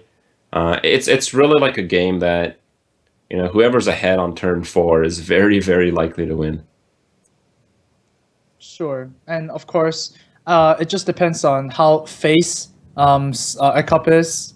The hunter deck, obviously, not his face. I'm just looking at his face right now, but yeah. Sounds like you're more- distracted there. Are you intimidated by those eyes? it's definitely something, you know.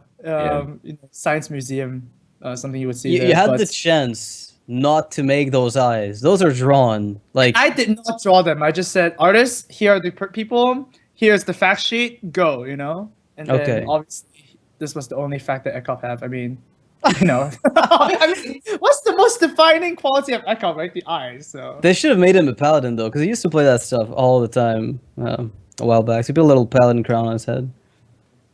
maybe. But yeah, not anymore. the eyes, I guess. Just zoo it up and hunter it up. You know.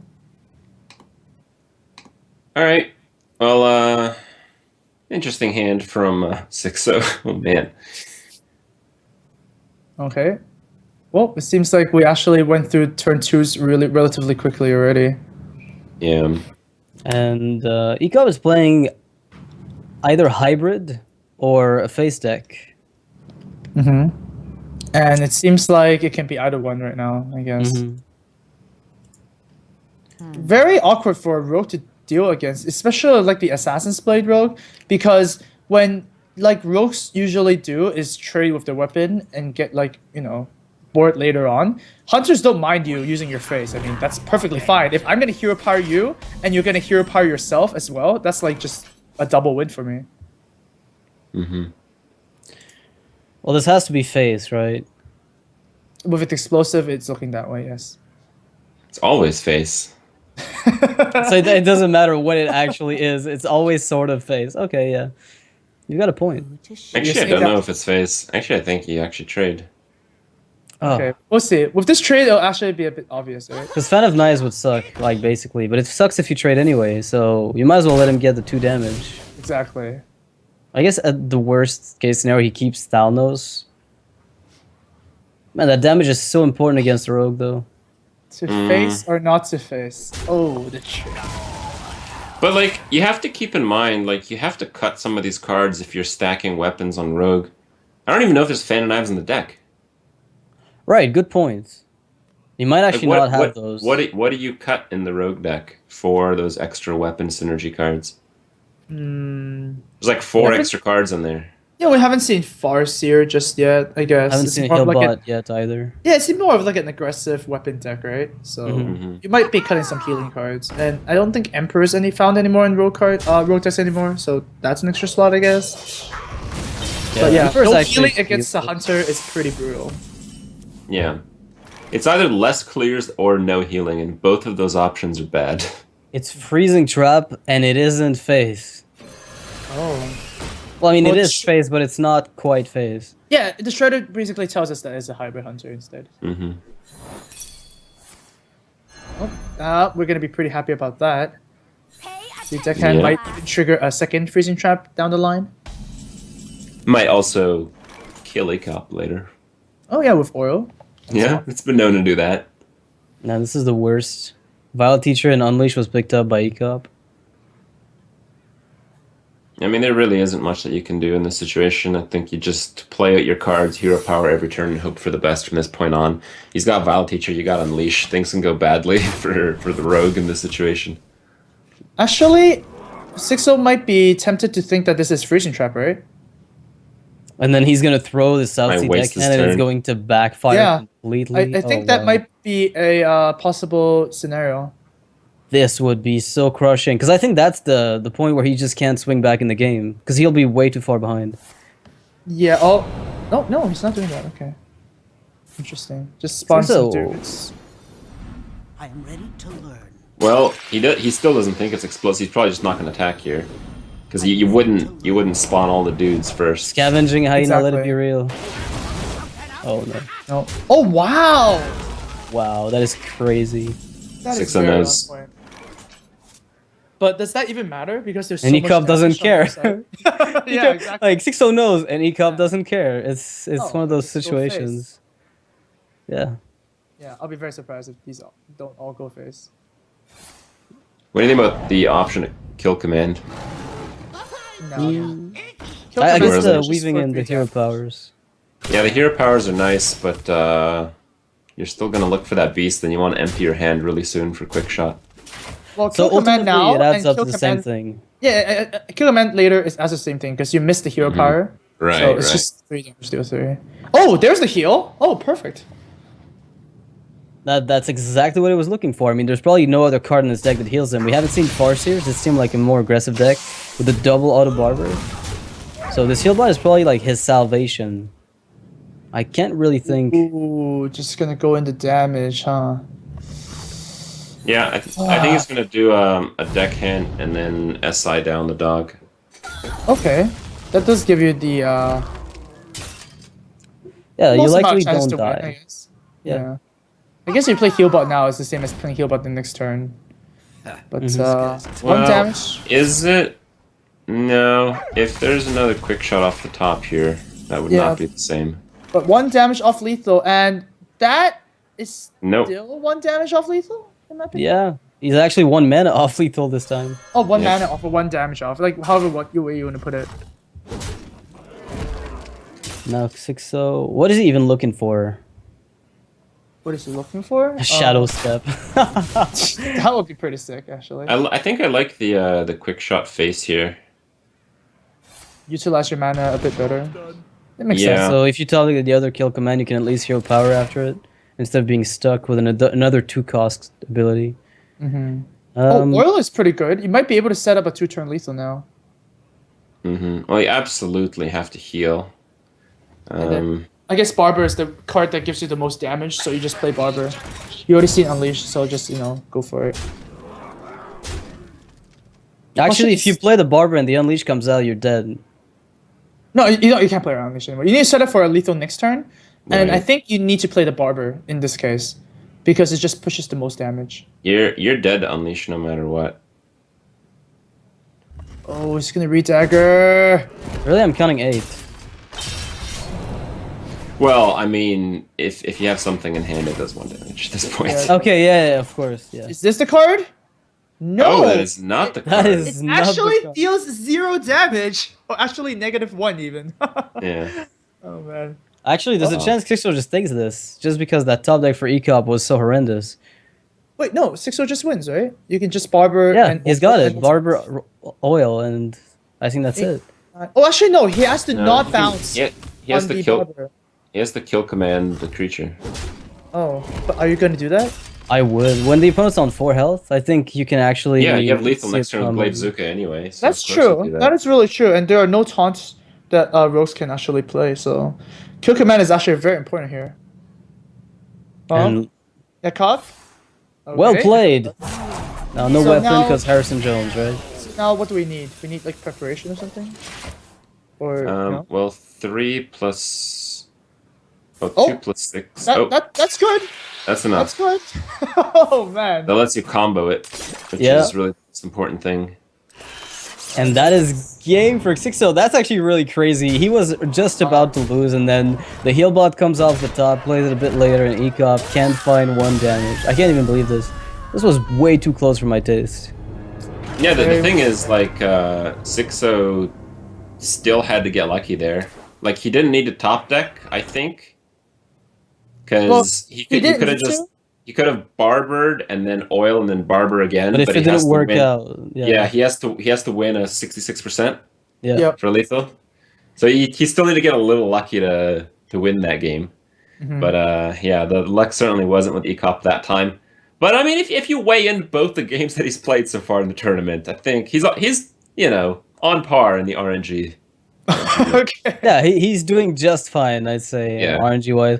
And the thing is, like now they've got information about his hunter deck. They know it's not going to be full on mid range, and they know there's 1 explosive, 1 freezing.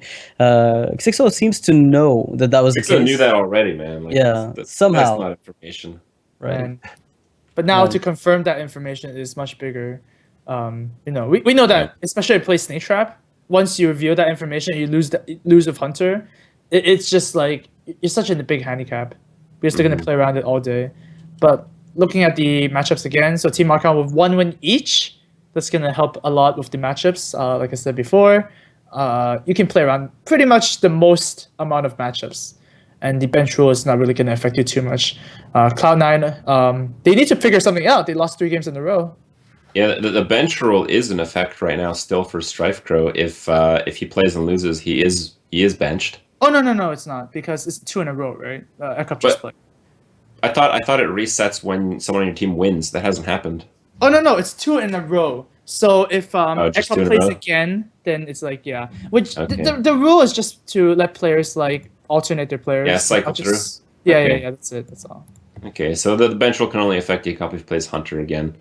Yep. Probably won't see that then, but that seems fair. Quite a few options still on the table here. Yeah, I would think that Paladin is actually a fine choice. It does seem like it lines up the most against, say, Handlock. I'm expecting Firebat to play. Zalace, Hunter, true. and Shaman. So Yeah, I think the favorite against the Shaman is the Paladin. I think the favorite against the Hunter is probably the Paladin. This is looking great from this perspective, now that you mention it. So do you throw out the Handlock from Firebat? It probably has the best chance, even though I think it's not favored against the Paladin.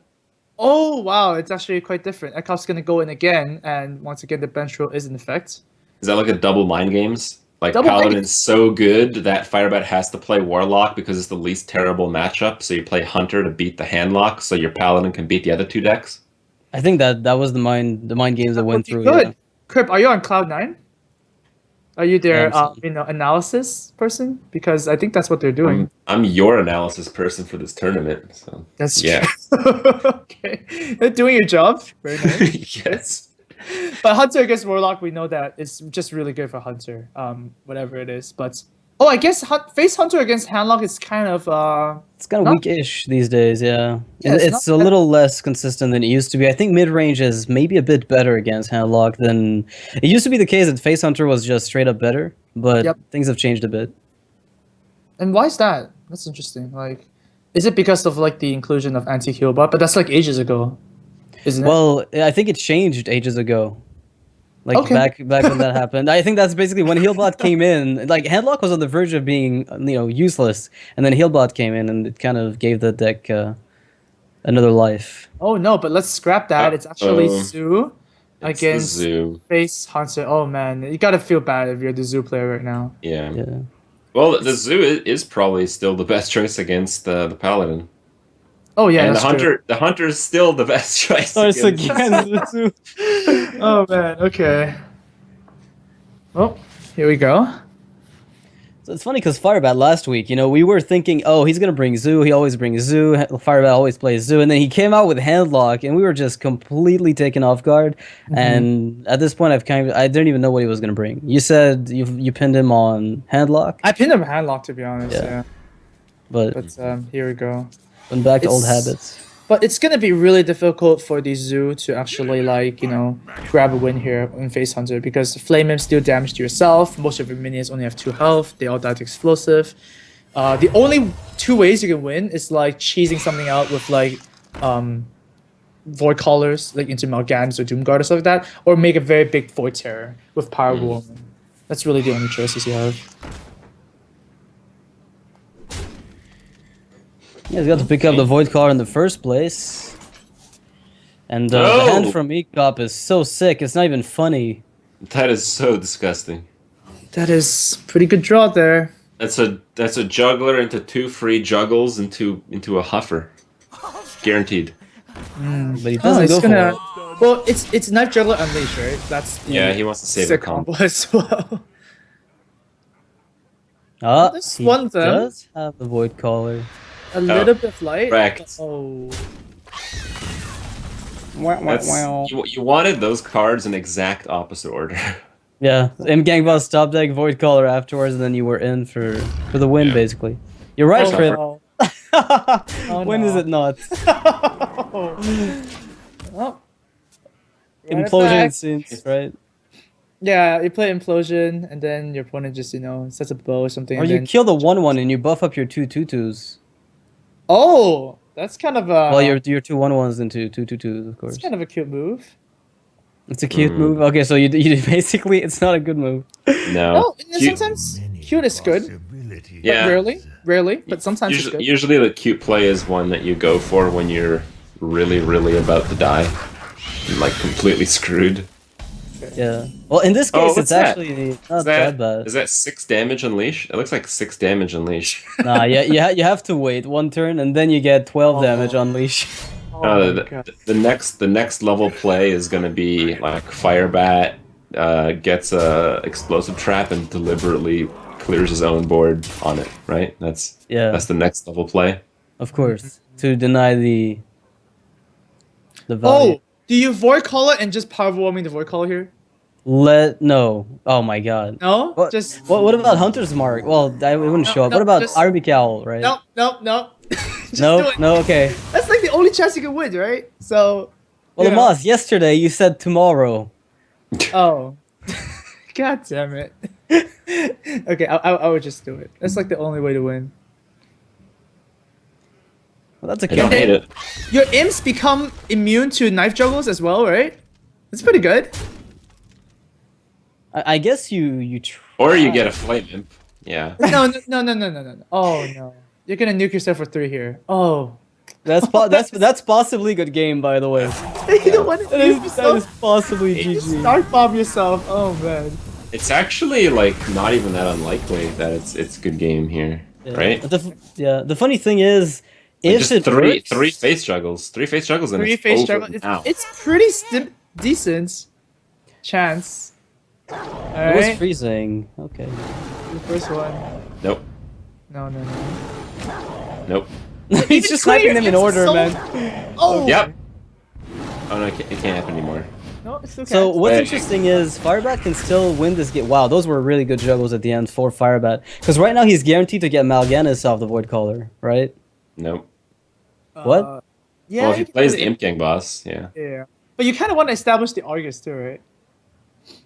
Because you can protect your Mal'Ganis after you play Argus. So that if they silence or something, you still have like double the taunt or something. I don't know. So do you gamble it? I don't know. I feel like if you're the Zoo player Have against to Face Hunters, freeze it. you have to gamble somewhere. At some point, you have to gamble. Doesn't matter. Oh where. my god, E-Cup might actually lose this. Oh no! If you freeze the demon, it also is a demon. Well, oh my god. That's true. It's terrible. But you Oh can't my- play it. You can play it. You can play for.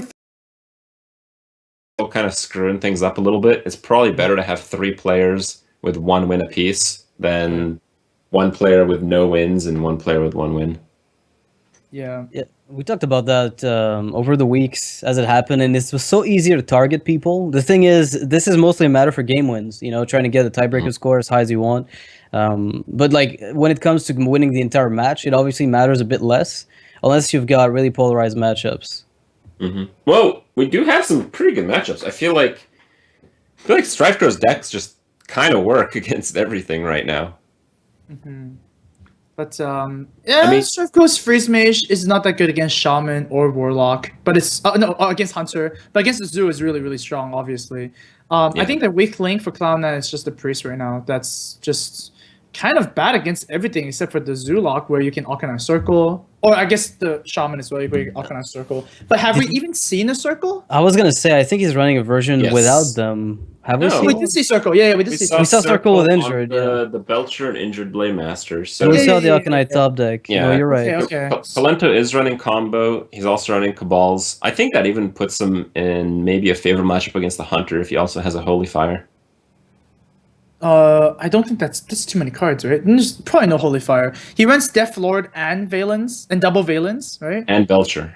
And that's way too many. There's probably even no Shadow Madness, to be honest.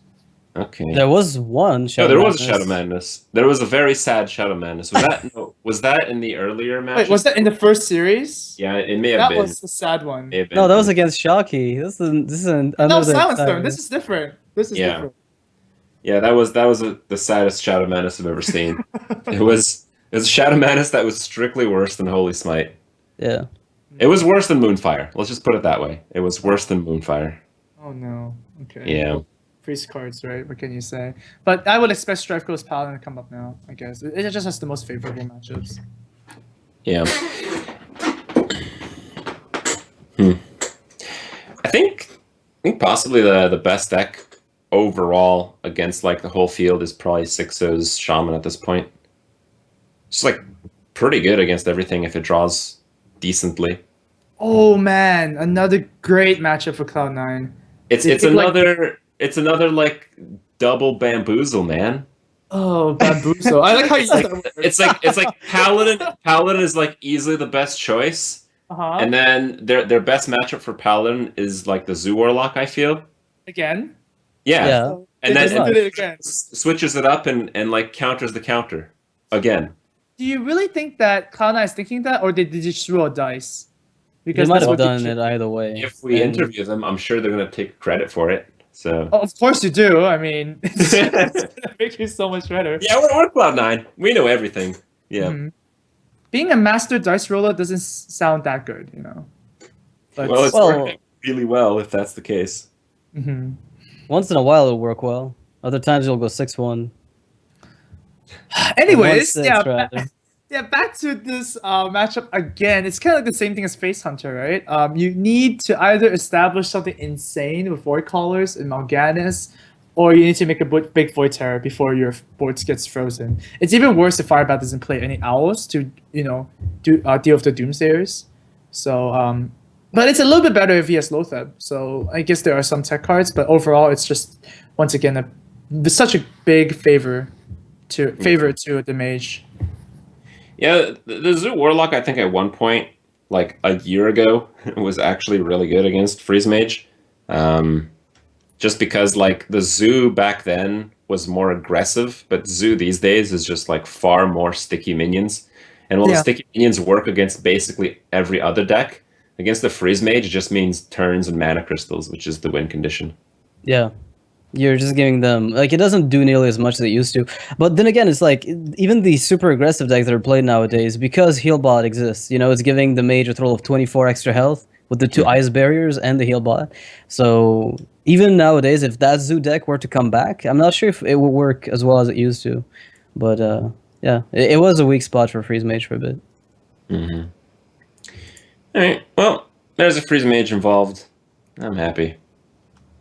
Well, I guess we don't Thing really is- know for sure is this a freeze mage or not. Like Strefko played a lot of No, we do. triple mage and He just wait. he We just saw got him Shrek- already. Oh, yeah, we just did. got With the Shrek patient Freeze warrior. Mage earlier. Yeah, with the patient game. God damn it. All right. Well. Yeah, the 30-minute Freeze Mage game. I think this matchup puts Cloud9 in such a dominant position because, like, okay, on one end the mage is really likely to win. We already established that. But if the mage does win, Firebat is benched, which makes Strifecrow's Paladin have like extremely good matchups. Mm-hmm.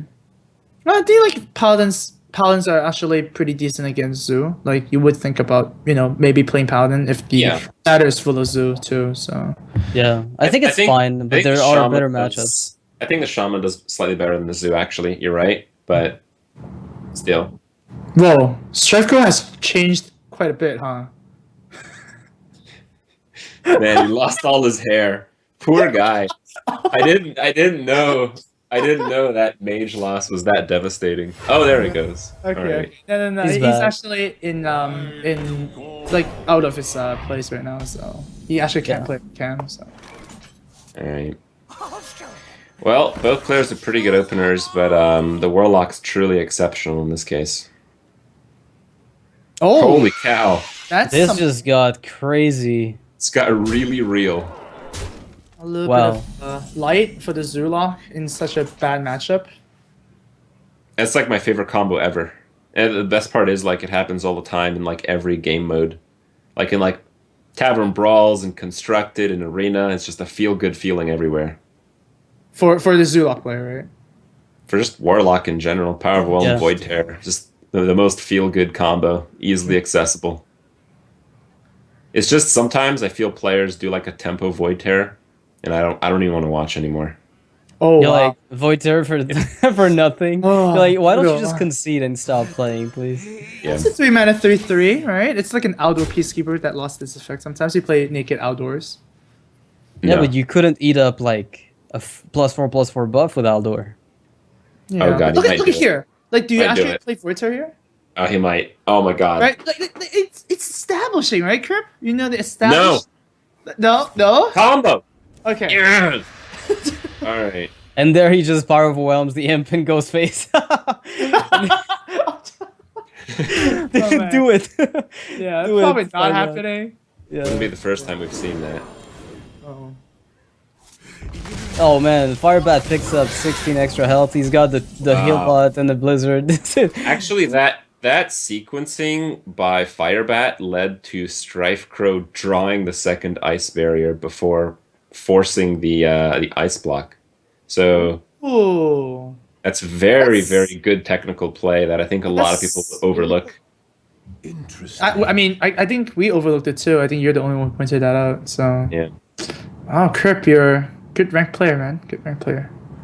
You gotta yank those secrets out of the deck. Mm-hmm.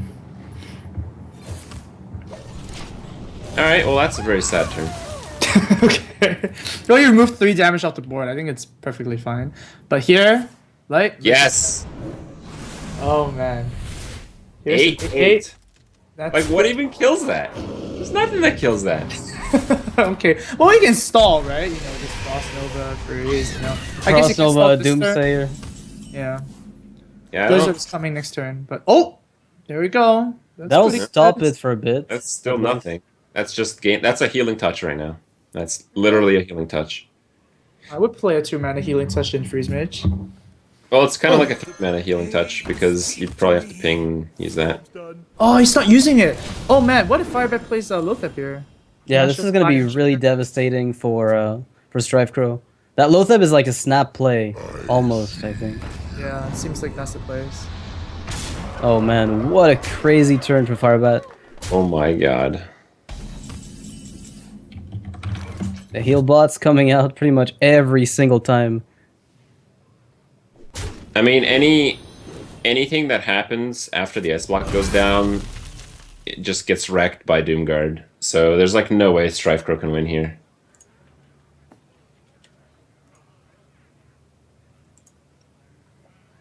There's just absolutely no way.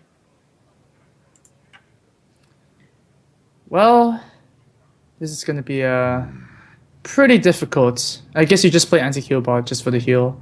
But your block is gonna get popped anyways next turn, it seems like. No, it won't. Actually, I like the heal bot. Yeah, I mean that's really your only play. I don't think you have Yeah. like any other choice. Well, your other choice is to Doomsayer. Perhaps. No, pa- It's a bit passive, but if you do I mean, say like abusive actually wrecks you so hard. I think if you Doomsayer, Does with it? the upside is you can always Ice Barrier heal bot on the back of it over the next few turns, and you should be able to stay alive because of that. So it's healing you for 7, and the Ice Barriers will, yeah. Yeah, Okay, so- I approve of this. Of course you do. Whoa, wait, what? Going full face. You want to wants to just spawn threaten a it. 4/4. Yeah, that's Yeah. right. That's right. That makes a lot of sense. You could even drop the Tempo Void Caller if you really want.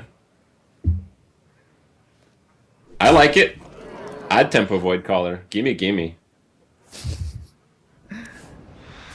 Oh, that makes Void Caller. Well, actually, Egg is just better, right? Isn't Egg is Egg better, just but he had the option to Egg and Void Caller before Okay. tapping. Just put 2 creatures on the board, I guess. Yeah, Right. makes sense. Man, the amount of health that Strifecrow's got on the back of this. It's okay. Like the Doomsayer play worked out. I don't know about well, but like within an acceptable range. Yeah, but I think Strifecrow's in actually a pretty good spot here. Like, it sounds ridiculous to say, but with the double Ice Barrier and the ability to stall a bit more, and the possibility of Blizzard Doomsayer again with a heal bot, it's kind of like he's got 24 extra health that he just hasn't played yet. Well, I think it's gonna be Healbot Frostbolt here. I mean, I just don't see any other play.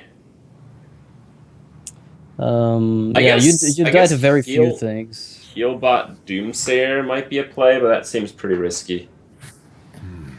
Well, That you're seems forcing senselessly it to slow down, risky, actually. senselessly risky.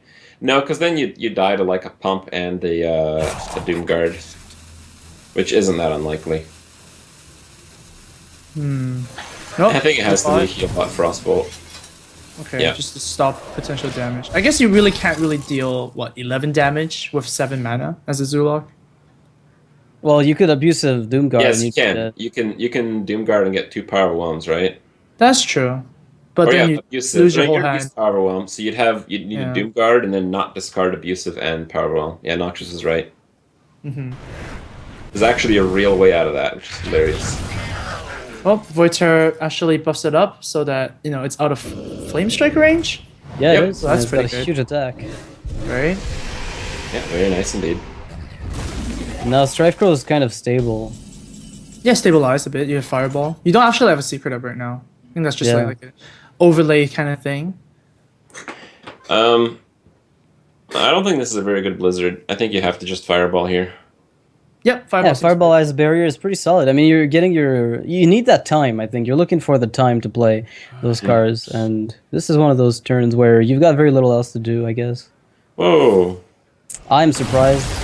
I guess he's trying to force his opponent to...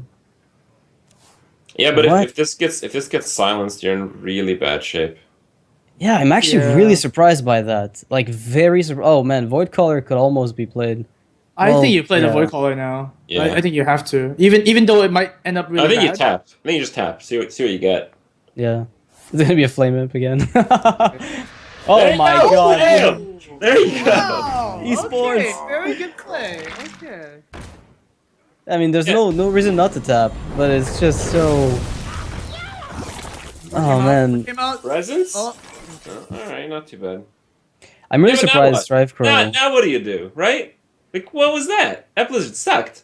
Yeah, I'm not sure why he played that Blizzard. I'm a little confused as well, Crip. Maybe draw a second one, right? Well, he better. Well, the question is whether or not it's consistent with his previous game plan. Uh-huh. Oh, wait. Does he have, like, near lethal with Blood Mage and all this? I think he just... Oh yeah, he actually might just kill off Firebend next turn. But can he survive this turn? I guess he can. Just Ice Barrier. Right now he's dead unless he he plays he plays the Ice Barrier. Yeah. And the other one, Mal'Ganis gets played, and then a lot of damage comes in. So you do Ice Barrier and then Frostbolt Ice Lance face. Yeah, it sets up Oh. the Blood Mage double Fireball for lethal. Yeah. That's pretty much the only way you're gonna win. But now, Firebat playing Mal'Ganis into this. I mean, he's gonna be really, really cautious, seeing the full phase damage from Strife Crow. Whoa. Hello. Okay. But no, Morganis has to come down here. So yeah, it seems like Firebat's gonna buy himself one extra turn with the Morganis. Yeah, forcing the Blood Mage out, and then the thing is, the other Fireball will probably go face. Ooh, Frost Nova. What happens with Antonitis Frost Nova here? Yeah, that's pretty good. The Oh, this is actually almost... the Doomguard can kill it though. Doomguard does kill it actually. That's pretty cool. Wow. No, you have to Blood Mage, right? You have to Blood Mage Fireball, Mal'Ganis, and Okay. then pick your next play, whether it's Fireball face for 7 and hope he doesn't draw into another I like 5. the No. You Not gotta do. happening. You have to Nova no. almost, or You Ice have to- Barrier. I like the Nova. I like Barrier's fine too, right? 11. Yeah, plus 8. maybe Ice Barrier is better, because then you can play Archmage and Nova. Yeah, that's true.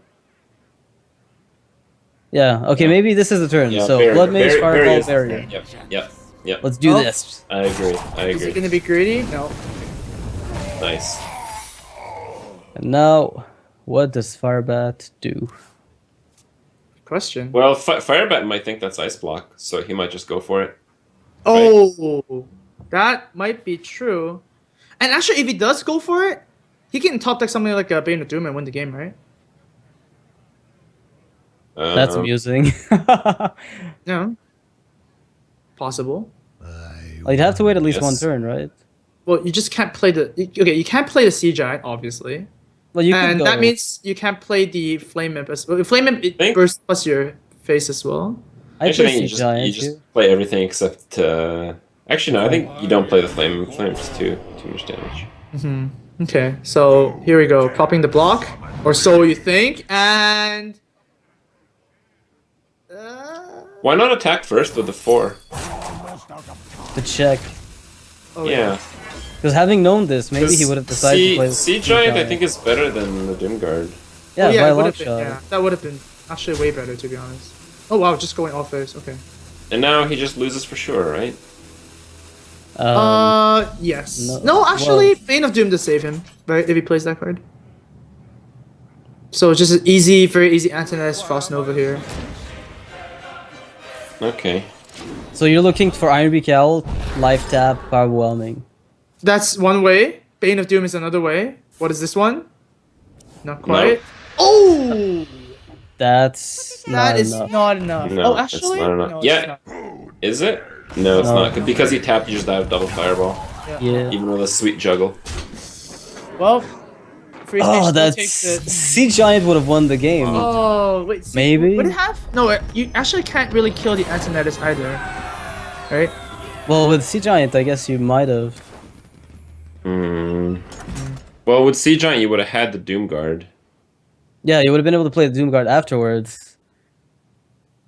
Even yeah. I don't know. I don't know either. Well, you don't It's actually tap really anymore, but it Right. can't. Like, I don't think you can. It was a very bad position to be in the first place, I guess. But Yeah. attack on 4/4.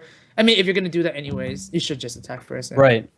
analyze Well, the situation. Cloud9 gets the win with the Freeze Mage. I mean, Strike Propel did this pretty well. I mean, we know it's a pretty one-sided matchup from the Mage's perspective. So again, it's all about that Priest and Paladin from Cloud9. I wonder, like we've talked about the matchups, I think mid-range Paladin just has a pretty easy time of all of those.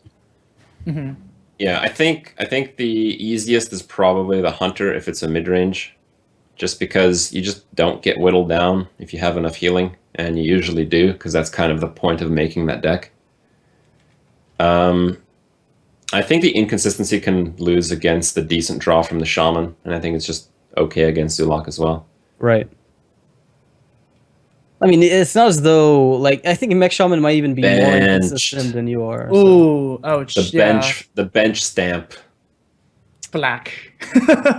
Yeah, Firebat losing 2 games in a row means that We he need- cannot play Zulok this game. We need an But does animation for that. We need like a hairy hand with like a stamp, you know? Oh, Bam! just like, And a screen shake. wow. Okay, that's asking too much. That is brutal, man. That- I was like, you're rendering a video just for that specific moment. Yeah. Although you can Hey. have it probably with transparency, so it'd be we nice. can't do that because this is not pre-recorded, right? Right, it's not pre-recorded. Shoe on head. Okay. But, like, even though Firebat's Zulok got benched, is it really that big of an advantage for Cloud9 to know that? Like, not really, right? It's all about the mind games again, you know, like if they want the game points, so they think, oh, well, it's not going to be Zulok, so I want to beat Shaman and Hunter. What do I bring out? Well, if you want to take the risk of maybe getting the Hunter, you could play Priest, and that could be like a decent matchup. Yeah. But then again, you might also wait for Firebat to play Zoo. So, like the guaranteed win, quote unquote, is kind of Strife Crow queuing into this. Yeah, but I think it doesn't matter too much. I think if you just look at all the decks involved in this match still, you have 2 decks that counter aggro decks on one side, and you have 3 aggro decks on the other side. Pretty much. Yeah. Makes sense like that. Yeah. So even if things go badly in terms of the matchups, I think Cloud9 is in a pretty dominant position. Well, the Hunter could be mid-range, right? It doesn't have to be aggro, but I guess all Hunters are aggressive, so...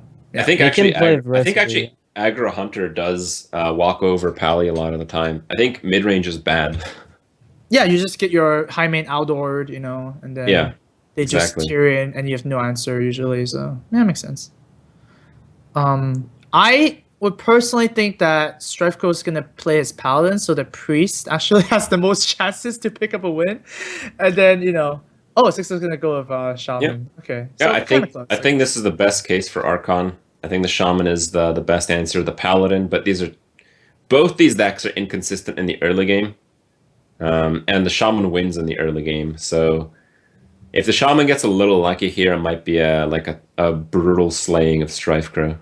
Yeah, there is actually no counter to a coin mech warper from the Shaman side, from the Paladin side. Yeah, Like, you have to kind of when you say, when you do say that, that. yeah, you just have to like, oh, okay, cross your fingers, no double we, you know, that would be bad. Yeah. In general, just like, you know, the mech warper Anything. like machine gun thing yeah. just like wins by itself. Often Consecrate is actually too slow against that. So it's really on the Shaman to draw well. When you say if the Shaman draws well, it's unlikely the Paladin can really stop it. Yeah, I don't think there's any way. Like, I think Mech Shaman is by default one of the decks that when it draws well, you can't stop no matter what deck you're playing. I think it's like it's very unlikely that you can deal with Cogmaster into an Oiltron into Zapomatic or whatever. Like, however you want to look at it. Once they curve, eventually they're gonna outthreat you. But that Paladin hand, Strife Crow wins. Finish him. I like it. Oh my god, that is a hand. So how much salt do we bet 6-0 is going to have come out of his mouth right now? Well met. Well met. Yeah. Well, it's not that bad because Power Mace, right? No, it's bad. That bad. It's not. No, that it's bad. great. You play Power Oh. Mace, you kill one, and then on turn 4 you play a Yeti for a 6/7. That's great. Okay. I mean, it's something. I'm trying to see. Yeah, you You're not helping him out. I mean, come on. can't- It's pretty terrible. you can't expect to start winning on turn 4 when one deck controls and heals and yours just bursts down. Like, that's the main issue. I think you dodge Equality, Aldor Peacekeeper, and you can win this just on the back of the Yeti. You're right. It's Yeah. possible. It's always possible. Reporting for duty. Man, Crypt just loves seeing people get punished. Well, just see this. Like, what if an Oiltron comes out of the top deck? No. Well, I guess the 6/7 is fine. Okay, putting a Bodafist Ogre at turn 4 and removing 2 minions. Not a bad opening. Yeah. Right.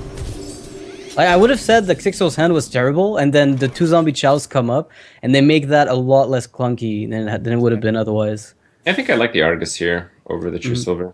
Agreed. It's gonna get a little punished though. With All the- you're really doing is slowing down the game. The problem with this Shaman deck is that if it runs out of cards and doesn't kill you, which often is exactly what it does, then it loses. Well, Well, actually, this- there's a really good moment for 6-0. He's got the opportunity to try to turn the game around. The question is, like, if he's gonna be greedy and try to just put stuff down now, or wait until Power Mace is exhausted and charge or another. Oh no, I like this. Oh no, no Yes. Power Mace. No Power This Mace. is what- Power Mace. You can Power Mace. Yeah. No, you play the Wind Fury garbage. No, no. You Oh. definitely want 6 damage to the face. Are you? Definitely Yeah. want 6 damage. 6 damage But- is basically the Wind Fury hitting the face, right? Yeah, but then you actually develop play a board against no board. Oh my god. No, because like Strifko didn't even have an answer to your 6/7. His best answer was Argus, whereas the best answer should have been Aldor. So if there's no Aldor, this 6/7 is gonna go in again, right? There's a very high percentage. Okay. But here, do we YOLO Crackle and actually like buff it to like a 8/9? Oh man, this turn is so weird because like you could YOLO Crackle, but there could be a guaranteed trade with the Yeti, and you're only putting your minion on 4, and you've got the Zapomatic that's gonna be potentially a 5/4. Yeah, I just Depending. like board development. Like if he Yeah. just attacks the Belcher, drops every single mech, but maybe not the Spider Tank to maybe increase his chances to spawn on the Wind Fury. They do Mech Warper and then Zapomatic, then hit the 1/2 and then drop the Spider Tank. Yeah, that Yeah. makes sense. But my I just think that if you like board development, I don't think you should be playing Mech Shaman. Oh, Wow, That's this is insane. an insane. needs equality. outcome. Quality instant win. No, Oh no, this is Egg. no, this still is not over. bad. But Yeah. What? This is terrible. You're dead next turn if you actually don't kill a minion, and if you kill a minion, you're dead next turn. Are you? Wow, you are. No, yeah, you are. Yeah, you are. You Crackle very hits for a much minimum are. of 3. Yeah, you're dead. Uh, All right, so you have to choose silver then. yeah, you I have to didn't, choose silver. it's really funny how that hand from 6-0 lined up perfectly against that from Strife Crow. Because looking at Strife Crow's initial hand, I couldn't imagine a win from the Shaman player. Well, Maybe I'm pessimistic like that. I couldn't see a win, and then somehow, the 2 Power Maces really gave him all the removal in the world, and that allowed him to develop a really nice board after he top decked the mechs he did. Well,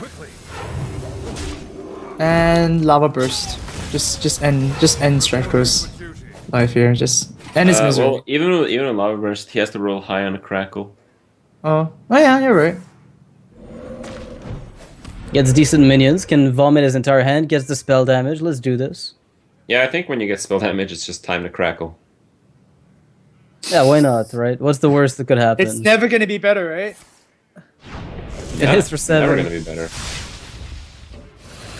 Not Almost. bad. It's pretty high. Equality could save the Yeah. day.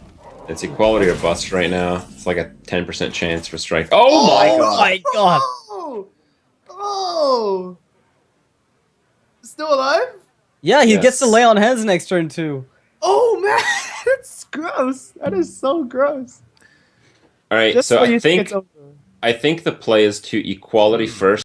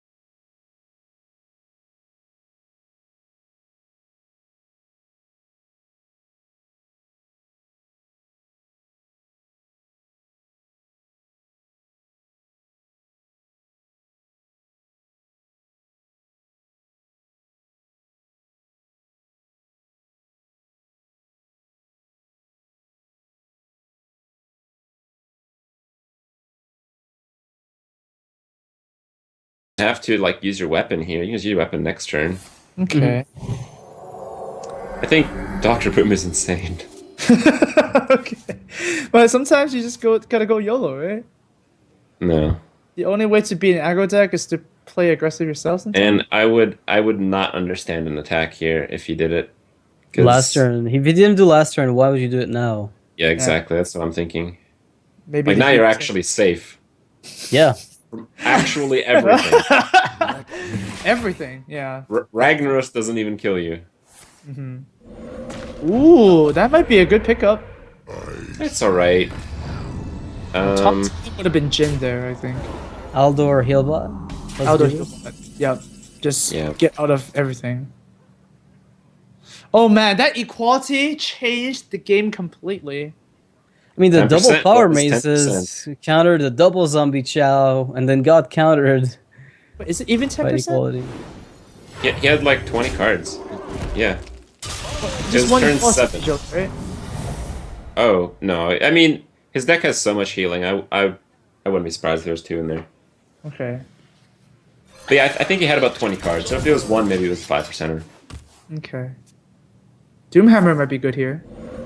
Oh, That's not. That's like the Oh. worst thing. This is what I hate about Mech Shaman, is that one card. Late game, the last thing I want to see is that. And now it looks like the game's going to go to Strife Crow unless Xixo pulls off a miracle. Oh my god. Oh, man, no, this is pretty over. I mean, come on. Consecrate actually clears the board with the flip spare part. Mhm. I just do Yep. that. Forget it. Oh, just for the style points. It removes that what if there's a bloodlust, you know? Okay. And you can also play Blessing of Kings to put your opponent at a lower clock. Blessing of Kings actually puts some lethal on next turn, so yeah. Yeah, let's do that then. And you have the owl for a taunt totem. Oh man, you have all the answers. Oh, Oh, that's the same as Kings, except it puts a minion on the board, right? no, it's not. You just don't deal the damage now. Or Well, four. Yeah. No, it I guess is. you might as well do Kings for now, because there's You no have to way set up can lethal. do this. Exactly. Well, that lay on hands couldn't possibly feel good. Oh, that lightning bolt. Force- That's gonna stop lethal from coming. Oh man, Sixo's thrilled about that top deck. Oh no, he doesn't look very No. thrilled. Damn. No. I think you overestimated the thrill factor right there, Crib. Yeah. Just a little bit. It's like prolonged suffering for Sixo right now. Yeah. You know, they did make the wheel, they outlawed it, but we came up with Hearthstone as a replacement. Yeah. Well, Cloud9 is on match point. And Strifer's gonna get a check mark, so it's only Kalento's Priest left now. I think this is actually an even match now. Well, because the Priest is still up. the Warlock is still benched. Does Oh that yeah, that's Right. true. does that make any difference? No, it It doesn't. does. Oh, no, when it's not bench. It's not bench because you said whenever they switch, right? No, whenever they have to win a game, so it's 2 in a row, and then they have to win a game for them to be unbenched. So the Zulok still benched. He said no. So What? the pre No, it's like 2 in a row, not like 2 after a break. And once Oh, you okay, leave the okay. bench, All right. then all right, if someone wins a game, then yeah. all right. So, yeah. Okay. We got it. Well, we don't got it. So Kalento basically Kalento can farm the hunter and Yeah. the shaman. Yeah. For now. Well, again, I think Shaman is probably the best chance against the priest as well. Yeah, that's what you guys said, and honestly, like maybe that's true. I haven't had enough of the matchup, I guess, to really make my mind up. But I'll believe on you. Believe in you.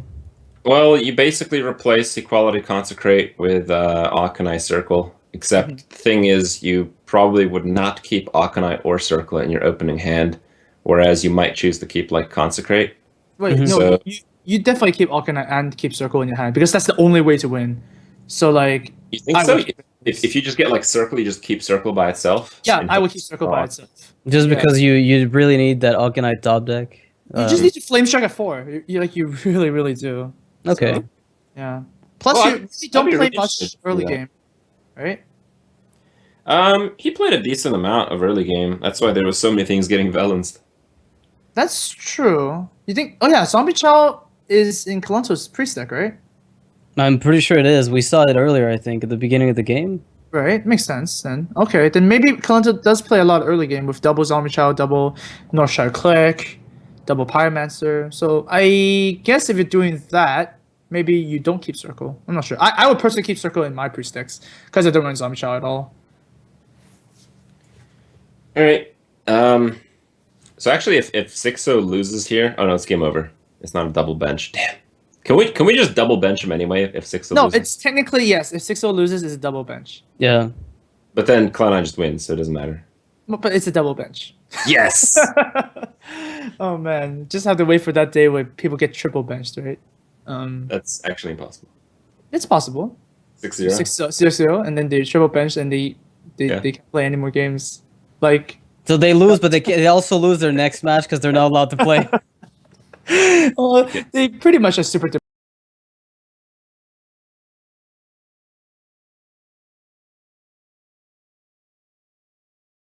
Well, the Rockbiter keep is pretty good because Clonto has a Oh, lot wow. of early game. Sixel's hand is great. Oh! Never mind. Sixel's hand is garbage. This is another case of those, hey, both decks draw well, what do we do? Yeah. I still want to give the edge to the... Well, okay, never mind. Oh my god. Never mind. What I was gonna say know? something. But you realize that, oh man, this is so good for the priest. Well, this is the last time you're ever gonna see a 3 million board. Yep. Okay, what needs to come out of this? What needs to The come out of shredder. The shredder. Like, what 2-drop are we looking for? Obviously, Hey, mech. Whirling I think Zapomatic, mech right? Whirling- Everything's half-o-matic, is it? Yeah. Why did be real? My new recipe. No. A little disappointing. Exactly. That must feel so bad. Like, Yeah. ugh. That's like... You lose most of your hand and all of your pressure. Oh gosh. Alright, at least the Deathlord is gonna die. So what 6-0 is looking for is a mech next turn. Oh wow, perfect card to fit in that one mana spell. Alright, So the yeah, RG just gods needs are to just asking him what he wants. he needs to find a mech here to come back in the game. Nice. Oh, okay, that's a mech. Is it? So yeah, Great. you just Rockbiter, kill this. Hopefully you put out a, I don't know, Leroy would be the best here, I guess. Yeah, he's Whoa. going for the crackle. He wants the full clear here. Can't Not full fault him for clear. that, but a really low roll. So he might have to use Rockbiter. Well, yeah. Just use Rockbiter there and... Oh! Never mind. He's just gonna keep the Rockbiter and have the Anoyatron be protected, but this Holy Nova is gonna hurt him a little. Oh my god! but the Holy Nova is gonna have something to say about that. Yeah, it is. Do you straight off the zombie chow now, or do you want to go for 3 damage to the face? This is where you forget that you attacked already and you rock bite yourself. No, no way. I mean, come on. He doesn't have a weapon. The weapon just went when it died, right? Actually, Yeah, you know, of course. Shadow Menace is better. Because Shadow Menace, you killed the 3/2, and you kill the other one for free, because he doesn't have a mech temporarily. Right? Kinda. Oh, so if that deck, and I recall it playing Doomhammer, if it plays Doomhammer, there's a good chance that Sixo could come back. All he needs is like Doomhammer into Earthshock, Yeah. and All that, he you know. needs. Well, you know, we've seen crazier things. That's true. But it's still pretty brutal. This Melcher is gonna stop a lot of pressure. I think Sixo, definitely needs to find a Doomhammer right now, like this moment. Yeah, this turn. Otherwise, it might just be too slow. There are 2 copies of Doomhammer, I believe, in this Shaman deck. Well, I guess Earthshock would I don't still know. be I okay, I right? keep hearing about the cards in this Shaman deck. I don't know if we're talking about like the same The 30 same card one? Shaman deck. Oh, ouch. Yeah. It got changed a while back. Thought okay. got cut, and then yeah. That's Yeah, a I good just thought totem. about- That's okay. Yeah, I think you have to Rock Bite or your Annoyatron though. Okay, and you just lose to your Shadow Madness, I guess. I don't think you bother to play around anything at this stage in the game. But yes, you would lose the Shadow Madness. You would get totally Yeah, right. but okay. So wouldn't it be better if you save your Rock Biters? And just like wait for the Doomhammer? No? Okay. Good talk. Never Okay. mind. Rip. But I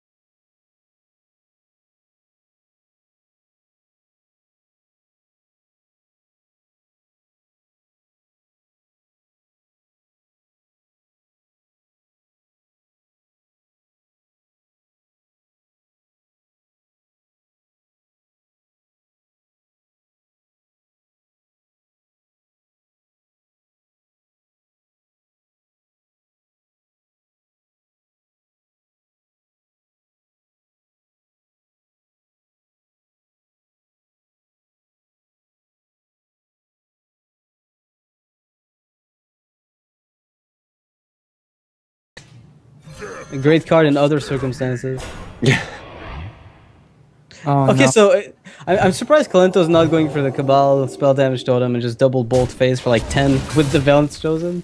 No, he's going for the Oh! super draw. Super draw. Oh, Doomhammer! What a perfect. Oh.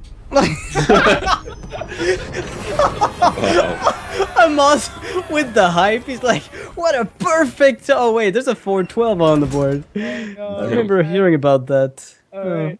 Thank you, Man. Amos. Cloud9 seals the game with that insane equality top deck. Actually, I think Yeah. that was what on the game. Yeah, Yeah. Cloud9, whether it was just extremely well planned mind games, the result of whatever happened was that they got crushingly good matches, and the RNG was also heavily in their favor. So Not really much to do for Team Archon. They do slide down quite a few spots all the way to 5th after that. And Cloud9 is catching up to Nylum. First 2 spots. I heard those are pretty important. Yeah, those are. As first 2 spots basically guarantee you to the finale of ATLC and a chance to win your share of $250,000. Oh, baby. And of course, 3rd to 5th will have to fight for 2 positions. And the last person joining them will be the winner from 6th to 7th. And sadly, Celestial is going to be going to be last place no matter what happens, right? Yeah. Yeah. We will have a, what do they call it? Constellation. Consolation game next week for the already eliminated. I hope Team they Celestial. win, you know? Yes. I really hope for them that they win. I'm rooting for Team I Celestial. hope next they week. win 6-0. Yeah. Oh, isn't that just create even an more upset. painful? Full redemption. Full redemption. Yeah. Isn't that just more painful in the end, though? Well, I mean, it might throw a team like even lower in the rankings. Yeah. Yeah, just punish Um, the other person. If we're gonna drop, we're gonna drag somebody else down, right? Yeah, that's right. But I think no. It's more based on the sportsmanship, right? You're just gonna want Yeah. to play the games. You know? We did invite you, so and it's also a chance to showcase your play to like a lot of people. Yep. And they certainly need to do that. All right. Well,